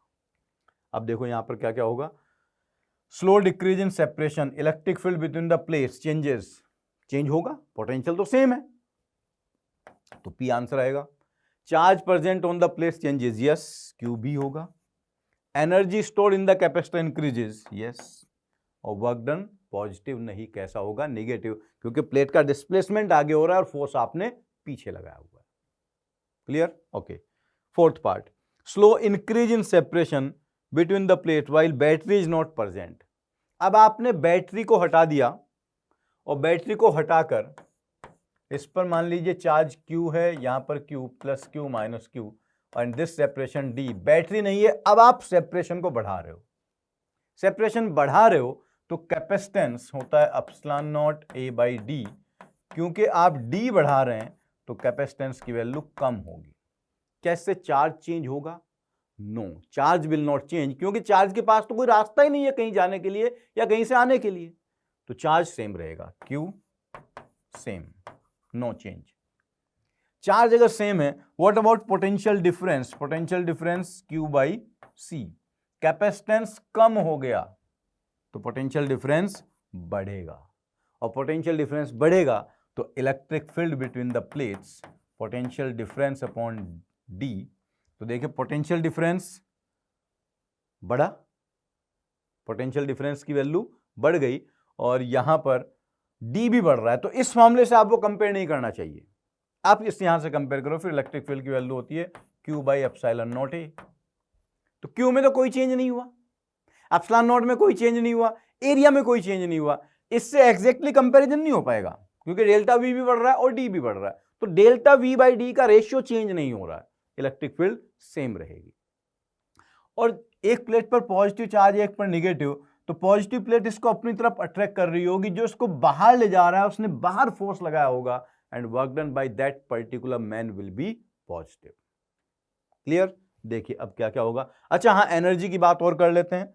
एनर्जी होगा Q square by 2c, Q तो सेम रहा, कैपेसिटेंस आपने कम कर दिया तो एनर्जी बढ़ जाएगी। तो इसका जो ऑप्शन होगा कौन कौन सा होगा? Slow increase in separation, electric field between the plates changes, नहीं, इलेक्ट्रिक फील्ड चेंज नहीं हुआ। Charge present on the plate changes, no. Energy stored in the capacitor increases, yes, capacitance decrease हुआ था तो Q square by 2c, energy increase हुई थी, तो Q answer होगा। Work done by external agent is positive, yes, this is S, तो ये भी आंसर आएगा। अच्छा, पहले वाले पार्ट का मैं यहां लिख देता हूं, क्या क्या है? Insertion of dielectric while battery remains attach, battery attach रहती है तो उससे इलेक्ट्रिक फील्ड में कोई चेंज नहीं हुआ था, चार्ज चेंज हो गया था, क्यू आंसर था इसका। और energy stored in the capacitor increases, तो एनर्जी का फॉर्मूला क्या लिखा था? हाफ CV स्क्वायर, क्योंकि बैटरी अटैच्ड है तो V तो सेम रहेगा, कैपेसिटेंस बढ़ गया था तो एनर्जी बढ़ गई थी, QR। Work done by the external agent is positive, वो निगेटिव आया था। और electric field between the plates changes, electric field में कोई चेंज नहीं हुआ था, जो आप यहां देख सकते हैं। इलेक्ट्रिक फील्ड था V/D, ना तो हमने V चेंज किया ना D चेंज किया। V क्यों चेंज नहीं हुआ? क्योंकि बैटरी प्रेजेंट है, तो इलेक्ट्रिक फील्ड में कोई चेंज नहीं हुआ था। सो आई होप कि अब आपको ये बात समझ में आ गई होगी कि डाइलेक्ट्रिक इंसर्ट या रिमूव करने से क्या फर्क पड़ता है व्हेन बैटरी रिमेन्स कनेक्टेड और when battery is not connected. Okay students, देखिए इस क्वेश्चन को। यहां पर एक पैरेलल प्लेट कैपेसिटर है जिसके बीच में दो अलग अलग मीडियम भरे हुए हैं। इसका डाइलेक्ट्रिक कांस्टेंट K1, दूसरे वाले का K2। ऊपर वाले कंडक्टिविटी σ1, नीचे वाले conductivity σ2। The potential V is applied across the capacitor, यहां एक बैटरी कनेक्टेड है जिसका पोटेंशियल है V। आपको सॉल्व करना है what is electric field in medium 1 and 2। तो 1 में और 2 में यहां पर इलेक्ट्रिक फील्ड E1 E2 कितना होगा, और फिर ये बताना है what is the current per unit area flowing through the capacitor. इसमें अपर प्लेट से लोअर प्लेट की तरफ करंट डेंसिटी कितनी होगी, और बताना है what is total surface charge density on the interface, इस इंटरफेस पर चार्ज डेंसिटी सिग्मा कितना होगा। बड़ा अच्छा क्वेश्चन है, और देखते हैं, सॉल्व करते हैं एक एक पार्ट को कैसे सॉल्व किया जाएगा। यहां पर आपको यूज करना होगा microscopic form of Ohm's law, जिसकी वैल्यू होती है current density equals to sigma into E, conductivity into electric field. अब देखो, जो भी चार्ज करंट ऊपर वाले मीडियम में होगा वही नीचे वाले में भी होगा, क्योंकि दोनों सीरीज में लगे हुए हैं। चार्ज पर यूनिट एरिया या करंट दोनों में सेम रहेगा। तो अगर मैं करंट लिखता हूं ऊपर वाले कैपेसिटर में, that J will be σ1 E1 and this will be equals to σ2 E2। This is equation number 1।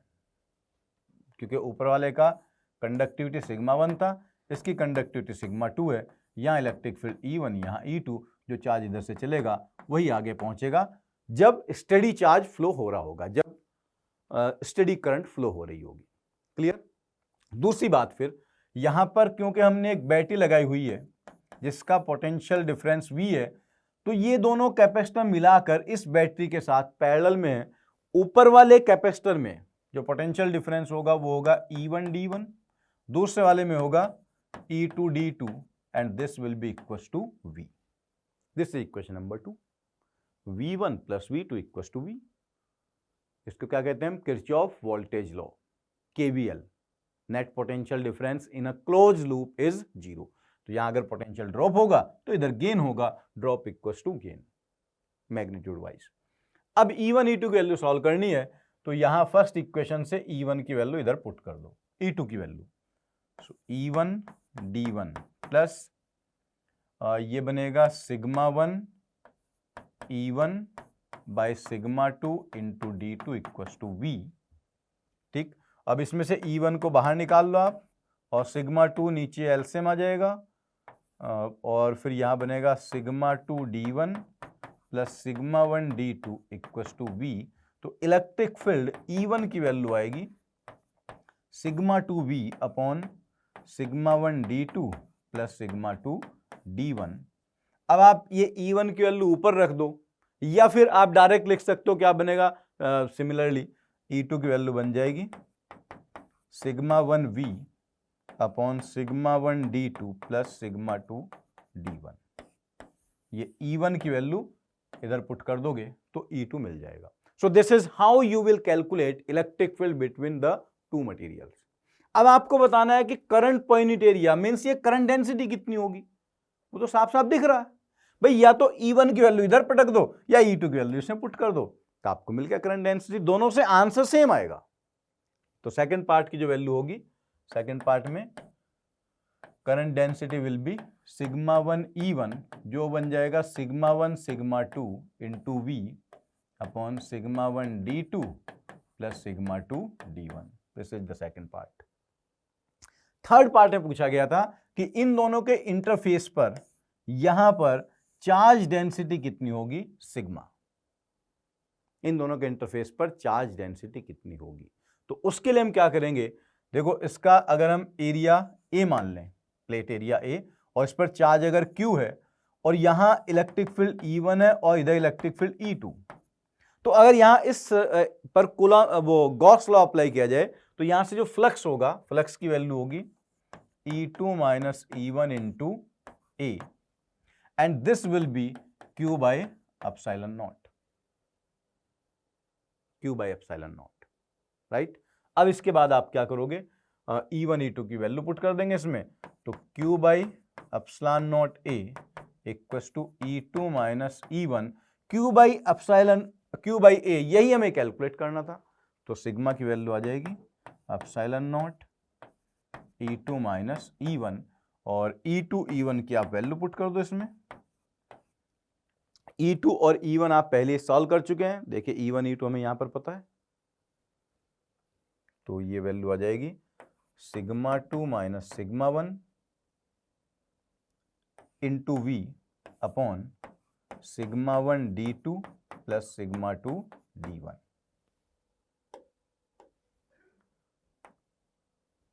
ये होगा सरफेस चार्ज डेंसिटी, इंटरफेस पर सरफेस चार्ज डेंसिटी इतनी होगी। तो ये थोड़ा सा अलग तरीका क्वेश्चन था जिसमें चार्ज वगैरह नहीं पूछा गया था, आपको पूछा गया था कैपेसिटर के बीच में जो मीडियम भरे हुए हैं उनमें करंट डेंसिटी कितना है, इंटरफेस पर चार्ज डेंसिटी कितनी है, और अलग अलग में इलेक्ट्रिक फील्ड कितना है। आई एम श्योर कि अब आपको ये पॉइंट क्लियर हो गया होगा। ओके डियर स्टूडेंट्स, देखिए बहुत बढ़िया क्वेश्चन आरसी सर्किट पर बेस्ड है, जिसमें आपको पूछा गया है कि स्विच को हमने t इक्वल टू 0 पर क्लोज कर दिया तो करंट फ्लो होना स्टार्ट हो जाएगा, और किसी t टाइम पर कैपेसिटर पर चार्ज बताना है। तो this is charging of capacitor, जिसमें कई सारे रेजिस्टेंस लगे हुए हैं और एक कैपेसिटर लगा हुआ है। एक तरीका तो सॉल्व करने का ये है कि भाई आप यहां से करंट मानो, करंट ऐसे फ्लो हो रही है, फिर करंट को डिवाइड करो, चार्ज उस पर Q कंसिडर कर लो, किरचॉफ वोल्टेज लॉ अप्लाई करो, और चार्ज की एक इक्वेशन बनाओ जिसको इंटीग्रेट वगैरह करके charge as a function of time मिल जाएगा। लेकिन ये बड़ा लेंदी प्रोसेस होगा, ऐसा नहीं करना है। इसे सॉल्व करने की एक छोटी सी टेक्निक भी होती है, वो अप्लाई करोगे तो ऐसे कॉम्प्लेक्स से दिखने वाले सर्किट बहुत इजीली सॉल्व हो जाएंगे। क्या टेक्निक है, हमें पता है चार्जिंग में कैपेसिटर का इक्वेशन होता है Q equals to Q max into 1 minus E to the power minus T by tau. Q max is the maximum charge on capacitor, that is charge in steady state. Steady state means जब current flow होना, जब charge का flow होना बंद हो चुका होगा, और टाउ होता है यहां पर टाइम कांस्टेंट। अगर एक से ज्यादा रेजिस्टेंस लगे तो टाइम कांस्टेंट होगा R इक्विवेलेंट इंटू सी। वो R इक्विवेलेंट कैसे सॉल्व करना है वो अभी हम डिस्कस करेंगे, ठीक। अब देखिए क्या किया जाएगा, सबसे पहले आप Q मैक्स सॉल्व करोगे। फॉर Q मैक्स सर्किट क्या होगा, स्टेडी स्टेट में होगा। स्टेडी स्टेट का मतलब अब चार्ज फ्लो होना, जो कैपेसिटर पर चार्ज जितना आना है उतना आ चुका है, अब और फर्दर चार्ज नहीं आ रहा होगा। तो जिस ब्रांच में कैपेसिटर लगा हुआ है उस ब्रांच में एक्चुअली कोई करंट फ्लो नहीं होगी, वो करंट जीरो होगी, और कैपेसिटर को आप सर्किट से एक तरीके से रिमूव कर सकते हैं, कैपेसिटर वाली ब्रांच को। तो अब सर्किट ये बचा, रेजिस्टेंस R, इधर रेजिस्टेंस R, यहां रेजिस्टेंस R, और ये एक रेजिस्टेंस R, और एक बैटरी लगी हुई है। तो अब आप यहां देखिए कैलकुलेट कर सकते हैं कि इस सर्किट का इक्विवेलेंट रेजिस्टेंस कितना होगा और करंट कितनी फ्लो हो रही होगी। तो देखो ये ऊपर वाला आर और ये आर सीरीज में, तो आर आर टू आर हो गए, इसके साथ फिर ये आर पैरेलल में, तो 1/2r प्लस 1/r 2r/3, और फिर आर एक सीरीज में, तो टोटल कितना बन गया 5r/3। तो इस टाइम पर स्टडी स्टेट में सर्किट में जो करंट फ्लो होगी, इसका पोटेंशियल V0 दिया हुआ है, इक्विवेलेंट रेजिस्टेंस हमें मिल गया, कितना हुआ 5r/3, तो करंट फ्लो होगी 3V0/5r। वो करंट ऐसे फ्लो होगा, यहां से जो करंट I इधर से आएगा वो करंट ऐसे दो पार्ट में डिवाइड हो जाएगा। ऊपर वाला रेजिस्टेंस 2R है और नीचे वाला रेजिस्टेंस R है। रेजिस्टेंस का रेशियो 2:1 है, तो करंट का रेशियो 1:2 होगा। तो I करंट का ऊपर से कितना पार्ट जाएगा I/3 और इधर से कितना जाएगा 2I/3। ठीक, अब हमें कैलकुलेट करना है कि कैपेसिटर पर मैक्सिमम चार्ज कितना आएगा। तो हम सर्किट को पहले स्टडी स्टेट में लाएंगे और फिर ये सॉल्व करेंगे कि स्टडी स्टेट में कैपेसिटर के अक्रॉस पोटेंशियल डिफरेंस कितना है। कैपेसिटर इन दो पॉइंट्स के बीच में कनेक्टेड है, ए और बी के बीच में, तो आपको सॉल्व करना है VA माइनस VB, जो आप ऊपर से कैलकुलेट नहीं करेंगे, इधर नीचे से कैलकुलेट करेंगे। दिस इज पॉइंट ए और ये था पॉइंट बी। तो आप ध्यान दो, ए से जब आप सी तक आओगे तो ए से सी तक करंट आई फ्लो हो रही है, रेजिस्टेंस आर है, तो पोटेंशियल ड्रॉप कितना हुआ IR। फिर जब आप सी से बी तक जाओगे तो करंट ऊपर कितना गया I/3, रेजिस्टेंस है R, तो प्लस I/3R। तो potential difference across capacitor delta V वो होगा IR plus I/3R and that will B 4IR/3। I की वैल्यू पुट कर दो, I की वैल्यू हमने पहले सॉल्व कर लिया था, I की वैल्यू 3V0/5R। तो पोटेंशियल डिफरेंस आ जाएगा 4/3 into 3V0/5R into R। R cancel हो गया और ये 3 कैंसिल हो गया, 5 तो रहेगा। तो कैपेसिटर के अक्रॉस मैक्सिमम पोटेंशियल डिफरेंस कितना हुआ 4V0/5। तो कैपेसिटर पर मैक्सिमम चार्ज जो होगा वो होगा 4CV0/5। This is first point. सबसे पहले आपको क्या सॉल्व करना होगा, मैक्सिमम चार्ज ऑन कैपेसिटर। और मैक्सिमम चार्ज कब आएगा, स्टडी स्टेट में। तो स्टडी स्टेट में पहले जहां कैपेसिटर लगा हुआ है उस ब्रांच को सर्किट से हटा देना है, फिर आपको इक्विवेलेंट रेजिस्टेंस सॉल्व करना है, और कैपेसिटर जिन दो पॉइंट्स के बीच में कनेक्टेड है उनके बीच में सर्किट को प्योरली रेजिस्टेंस सर्किट बनाकर पोटेंशियल डिफरेंस सॉल्व कर लेना है। क्लियर, पहला पॉइंट समझ में आ गया। अब बात करते हैं कि टाइम कांस्टेंट कैसे सॉल्व होगा। उसके लिए आर इक्विवेलेंट सॉल्व करना होगा। आर इक्विवेलेंट, ये वाला आर इक्विवेलेंट नहीं चलेगा जो भी सॉल्व किया था, ये तो स्टेडी स्टेट वाला है। हमें आर इक्विवेलेंट सॉल्व करना है यहां पर कि टाइम कांस्टेंट के लिए आर इक्विवेलेंट कैसे सॉल्व किया जाएगा। उसके लिए सिंपल सी टेक्निक ये है कि जब हम आर इक्विवेलेंट सॉल्व करेंगे तो आर इक्विवेलेंट के लिए क्या करेंगे, ये जो बैटरी है इसको हम शॉर्ट सर्किट कर देंगे, सिंपल एक वायर बना देंगे, और कैपेसिटर को के अक्रॉस आर इक्विवेलेंट सॉल्व किया जाएगा। मतलब ऐसे कह सकते हो कि बैटरी को तो सीधा वायर बना देना है और आप कैपेसिटर को एज ए बैटरी मान लो कि जैसे कैपेसिटर ही बैटरी है और उसके अक्रॉस हमें आर इक्विवेलेंट सॉल्व करना है। तो वो जो सर्किट बनेगा ये कुछ ऐसा बनेगा, ये रेजिस्टेंस R, इधर रेजिस्टेंस R, यहां एक रेजिस्टेंस R, एक और रेजिस्टेंस R, और ये जो कैपेसिटर था ये एक बैटरी के जैसा बिहेव कर रहा है, ऐसे इमेजिन करो, और ये दोनों पॉइंट्स आपस में सीधे सीधे कनेक्टेड हो गए। अब देखिए ध्यान से, if this point is A और ये पॉइंट B है, तो इस पॉइंट को अगर मैं C मान लेता हूं, देखो ये भी C होगा और C और A, इनफैक्ट ये क्योंकि A माना था मैंने, तो इन दोनों के बीच में कोई रेजिस्टेंस, कोई बैटरी कनेक्टेड नहीं रही, तो ये भी A हो गया, ये भी A हो गया, वो दोनों A ही बन गए, और इस पॉइंट को C मान लेता हूं। अब मुझे A और B के बीच में इक्विवेलेंट रेजिस्टेंस बताना है, तो वो जो कैपेसिटर है उसको एज ए बैटरी मान के आपको इमेजिन करना है। तो अगर मैं A से स्टार्ट करता हूं, A से कितने रेजिस्टेंस स्टार्ट हो रहे हैं, A से 3 रेजिस्टेंस, 2 रेजिस्टेंस C तक जा रहे हैं और एक रेजिस्टेंस B तक जा रहा है। तो A से 3 ब्रांचेस चलाएंगे हम, ये 3 branches, this is point A से दो रेजिस्टेंस कहां तक जा रहे हैं, सी तक, तो ये दोनों रेजिस्टेंस यहां सी पर आ गए, और फिर ये रेजिस्टेंस सीधा कहां कनेक्टेड है, बी पर, ए से आर, और एक सी और बी के बीच में कनेक्टेड है, तो ये बन गया इक्विवेलेंट सर्किट।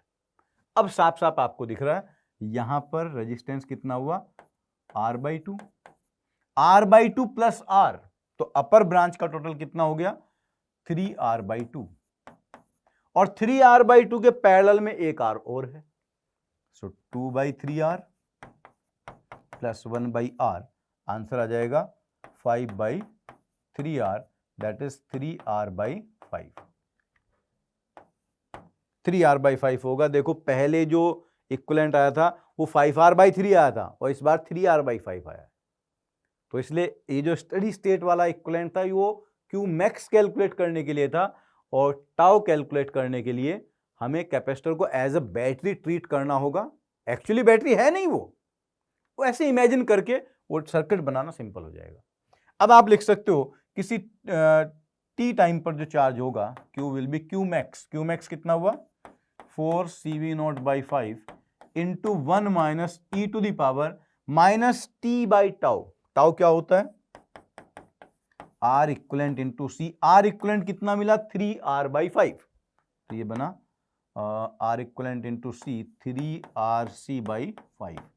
जब वहां टी बाई टाउ करोगे तो ये बनेगा -5T/3RC। This is how you calculate charge on a capacitor जब मल्टीपल रजिस्टर्स लगे होंगे और किसी बैटरी से वो कनेक्टेड होगा।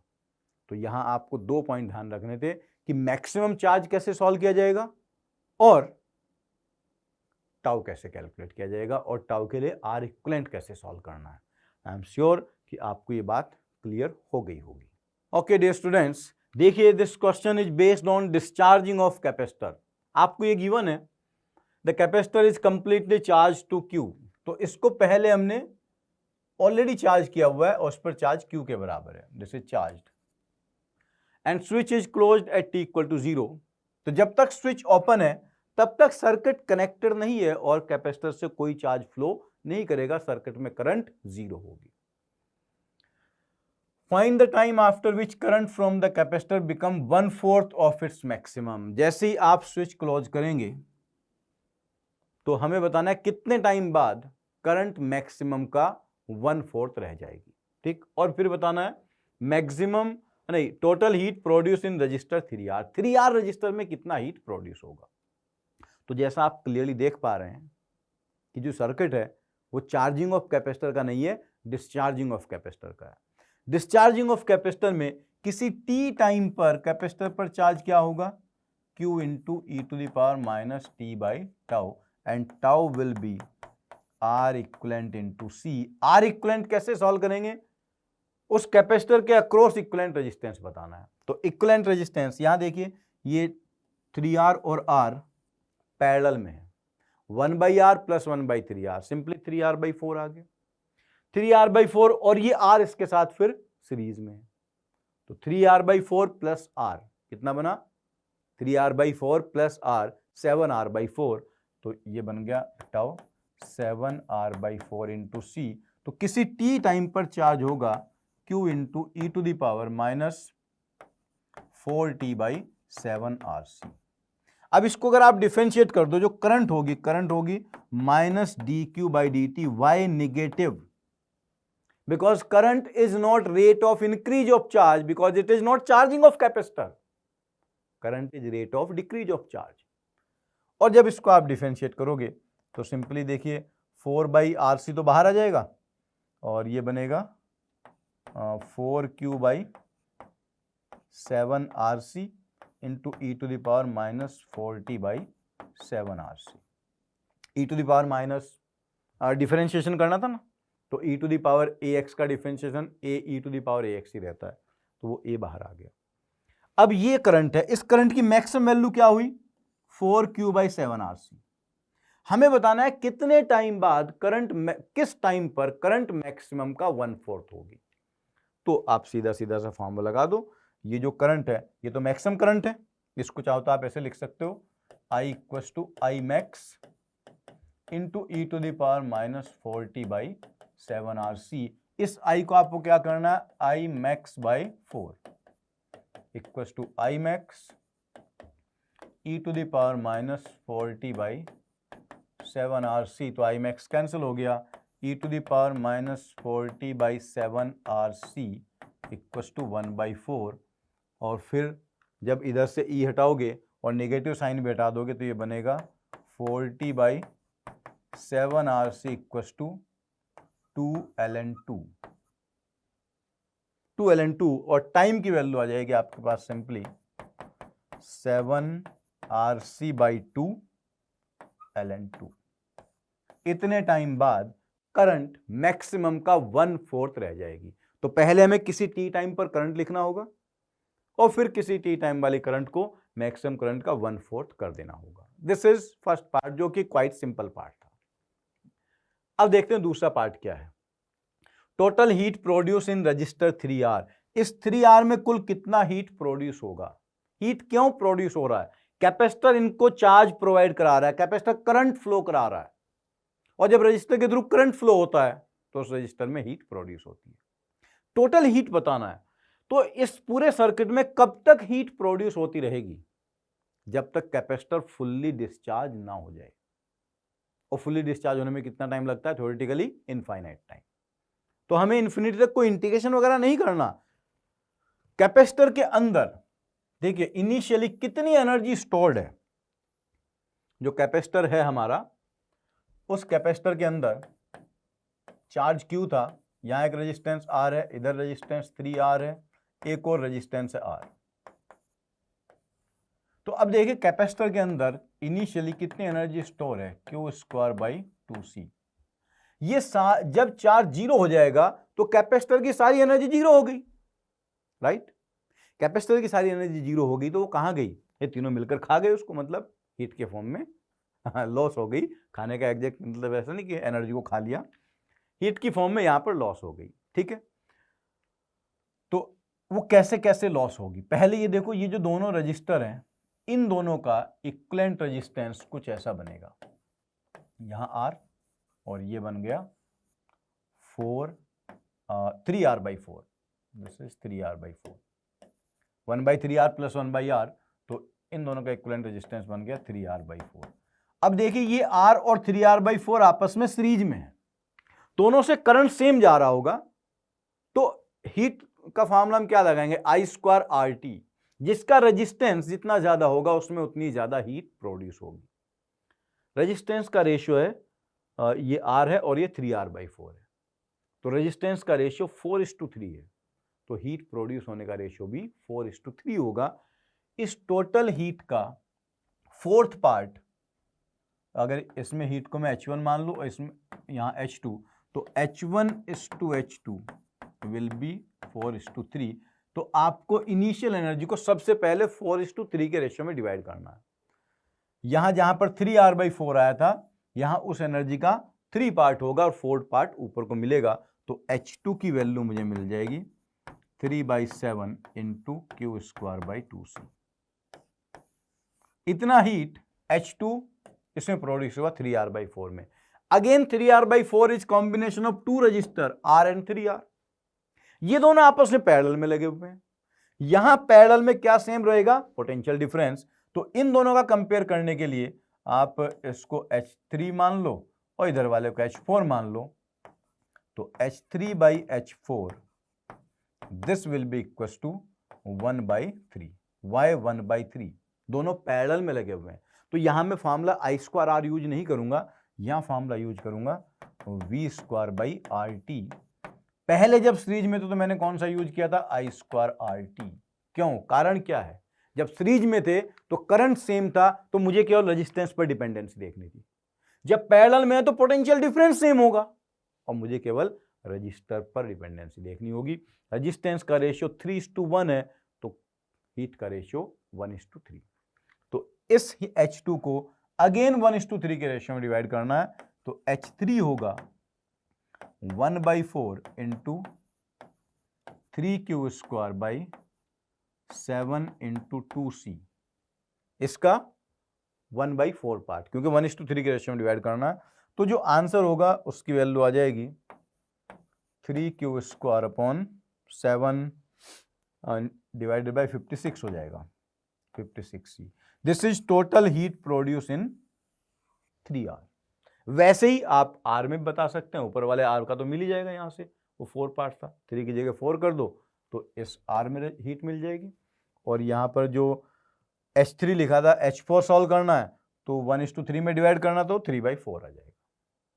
सो आई एम श्योर कि डिस्चार्जिंग ऑफ कैपेसिटर में एक एक रजिस्टर से कितना हीट प्रोड्यूस हो रहा है और किसी टी टाइम पर चार्ज कितना होगा, ये कैसे कैलकुलेट करते हैं, आपको डेफिनेटली समझ में आ गया होगा। सो स्टूडेंट्स, ये बहुत अच्छा क्वेश्चन है। A capacitor consisting of 2 parallel plate of length A width B, और उसको एक लिक्विड के अंदर डुबाया गया है। तो हमें ये बताना है लिक्विड उस प्लेट के बीच में कितना ऊपर तक जाएगा इन इक्विलिब्रियम, ऑब्वियसली जब कैपेसिटर की प्लेट बैटरी से कनेक्टेड होंगी और जब बैटरी से कनेक्टेड नहीं होंगी, जो वो इनिशियली चार्ज किया होगा। तो देखिए सिचुएशन ये है, ये पैरेलल प्लेट कैपेसिटर है, this is a parallel plate capacitor, और आपने क्या किया, एक कंटेनर के अंदर इसको ऐसे रख दिया, यहां तक मान लीजिए लिक्विड लेवल है, और ये कैपेसिटर की प्लेट्स बैटरी से कनेक्टेड है, तो ये एक पॉजिटिव प्लेट हो गया, नेगेटिव प्लेट हो गया। अब क्योंकि ये लिक्विड डाइलेक्ट्रिक लिक्विड है और कैपेसिटर डाइलेक्ट्रिक को प्लेट के अंदर पुल करता है, अट्रैक्टिव फोर्स लगाता है, उसके कारण लिक्विड कुछ हाइट तक ऊपर चला जाएगा। लेट्स से h हाइट तक ऊपर चला गया, this h you have to calculate in equilibrium. Equilibrium पर ध्यान रखना, और इक्विलिब्रियम कब आएगा, जब कैपेसिटर की प्लेट द्वारा डाइलेक्ट्रिक पर लगाया गया फोर्स इस लिक्विड के वेट को बैलेंस कर लेगा। तो बेसिकली हमें यह सॉल्व करना है कि जो कैपेसिटर के प्लेट्स हैं वो डाइलेक्ट्रिक पर ऊपर की तरफ कितना फोर्स लगा रही होंगी। एक इंफॉर्मेशन यहां पर मिसिंग है, हमें यह पता होना चाहिए था कि ये प्लेट अंदर कितना नीचे तक लिक्विड में डुबाई गई है। तो उस डिस्टेंस को मैं मान लेता हूं कि यहां से ये जो टोटल डिस्टेंस है वो x है। एक्चुअली हमें पता होना चाहिए टॉप सरफेस से कितना नीचे तक है, अगर वो x होता तो ये टोटल h + x हो जाता। अब आप ध्यान दो, इसका टोटल लेंथ है a और कितना डिस्टेंस तक लिक्विड भरा हुआ है, x डिस्टेंस तक। तो ये दो कैपेसिटर बन गए, एक डाइलेक्ट्रिक वाला और एक विदाउट डाइलेक्ट्रिक वाला। जो डाइलेक्ट्रिक वाला कैपेसिटर है उसका जो कैपेसिटेंस होगा वो होगा ε0 k b x/d, और ऊपर वाले का होगा ε0 a - x × b/d। ऊपर वाला डिस्टेंस बचा a - x। तो टोटल कैपेसिटेंस की वैल्यू आ गई ε0 b × k - 1x + a / d। So capacitance is changing as liquid is going up। जैसे जैसे लिक्विड ऊपर जा रहा है कैपेसिटेंस चेंज हो रहा है। लिक्विड को ऊपर ले जाने में कैपेसिटेंस बढ़ेगा तो बैटरी कुछ वर्क करेगी और इसकी एनर्जी में भी इंक्रीज होगा और ये फोर्स भी कुछ वर्क कर रहा होगा। सो अब यहां पर हम लगा देंगे work done by battery dWb = increase in energy plus work done by force F × dx। मान लीजिए dx ऊपर गया, अगर ये dx ऊपर गया तो कैपेसिटेंस में सपोज dc इंक्रीज हुआ, तो अगर कैपेसिटर में dc इंक्रीज हुआ तो बैटरी एक्स्ट्रा चार्ज देगी। कितना एक्स्ट्रा चार्ज देगी, v × dc। तो वर्क कितना करेगी, v² × dc। तो बैटरी ने छोटा सा डिस्प्लेसमेंट ऊपर होने में कितना वर्क किया, v² dc। पोटेंशियल चेंज में कितना इंक्रीज होगा, ½ v² dc plus F × dx। तो यहां से देखो F की वैल्यू मिल जाएगी आपको, फोर्स आ जाएगा हमारे पास, फोर्स = ½ v² × dc/dx, और dc/dx आपको यहां से मिल जाएगा, डिफरेंशिएट करोगे a 0 बन गया, x की वैल्यू 1 हो गई, तो फोर्स आपको मिल जाएगा ½ ε0 b k - 1 v²/d। ठीक है, आई थिंक यही आना चाहिए, ε0 b k - 1/d, और उसको ½ v² से मल्टीप्लाई कर दिया गया।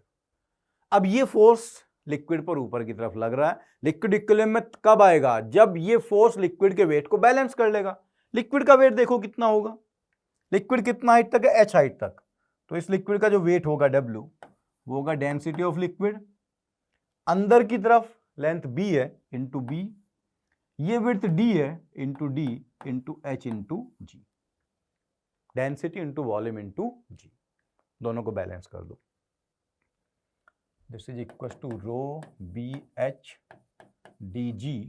तो लिक्विड का हाइट देखो B तो हो गया खत्म, ये बन जाएगा epsilon naught K minus 1 V square upon 2 D square या 2 rho D square into G। This is the height of liquid in equilibrium.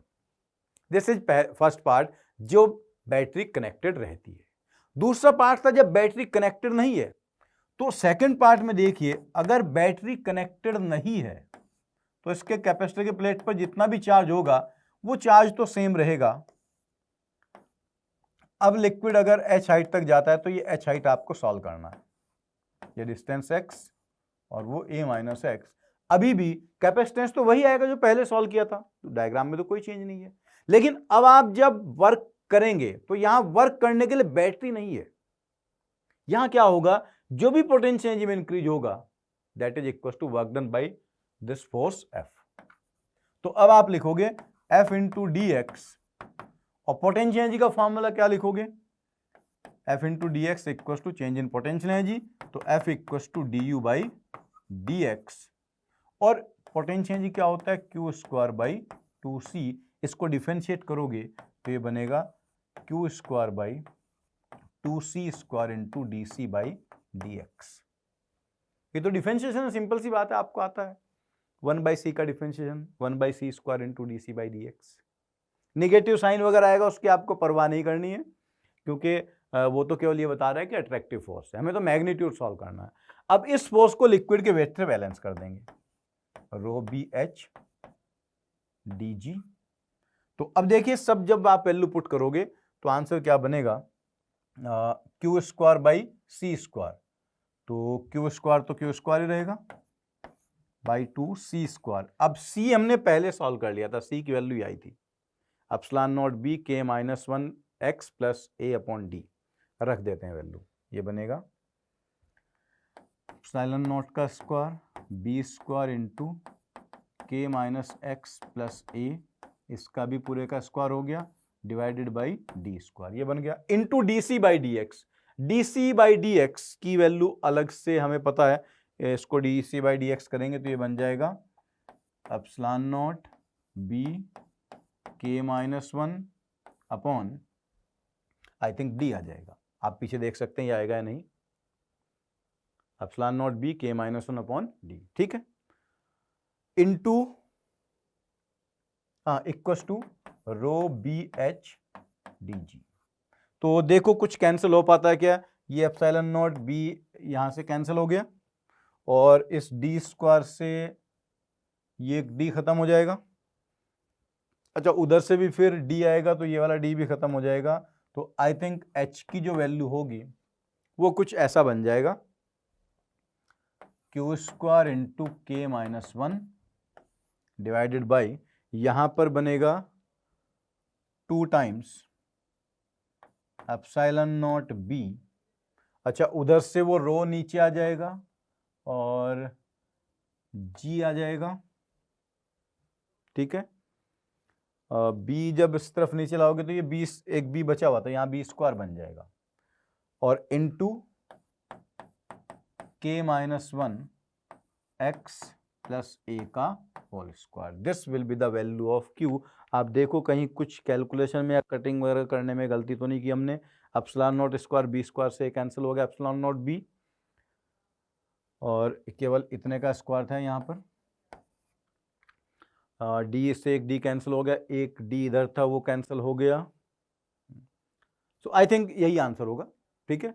तो 2 केसेस में आपसे पूछा जा सकता है। एक केस तो है जब बैटरी कनेक्टेड होगी, तो बैटरी ने टोटल वर्क किया वो 2 के वर्क के बराबर हो गया, एक तो इंक्रीज इन एनर्जी और दूसरा जो फोर्स वर्क कर रहा है वो सब बैटरी के कारण हो रहा है। इस केस में दोनों का बैटरी का वर्क तो है नहीं, तो जो फोर्स वर्क करेगा उसके कारण पोटेंशियल एनर्जी में इंक्रीज होगा। तो यहाँ से दोनों केस में हम अलग अलग बता सकते हैं कितना हाइट तक लिक्विड राइज करेगा। आई होप कि आपको ये पॉइंट अब क्लियर हो गया होगा। ओके, सो डियर स्टूडेंट्स, आज हमने कैपेसिटर डिस्कस किया है और कैपेसिटर के बहुत अच्छे अच्छे क्वेश्चंस आपको कराए गए हैं। एक बार फिर से मैं आपको सजेस्ट करना चाहूंगा कि इन सभी क्वेश्चंस को आप ध्यान से फिर से सॉल्व करें। केवल एक बार देखकर इन क्वेश्चन को छोड़ ना दें, इनको अपने पास नोट डाउन करके रखें, आपको पीडीएफ भी मिलेगा और उसको फिर से प्रैक्टिस करते रहें। अगर आपको किसी क्वेश्चन में कहीं कोई कॉन्सेप्ट पे प्रॉब्लम आती है तो आप फिर से इस वीडियो को देखें ताकि आपके कॉन्सेप्ट स्ट्रॉन्ग हो सकें और आपके आईटी एडवांस की प्रिपरेशन बहुत अच्छे से हो सके और आपकी एक बहुत बढ़िया रैंक आईटी एडवांस में आ सके। Okay, thank you.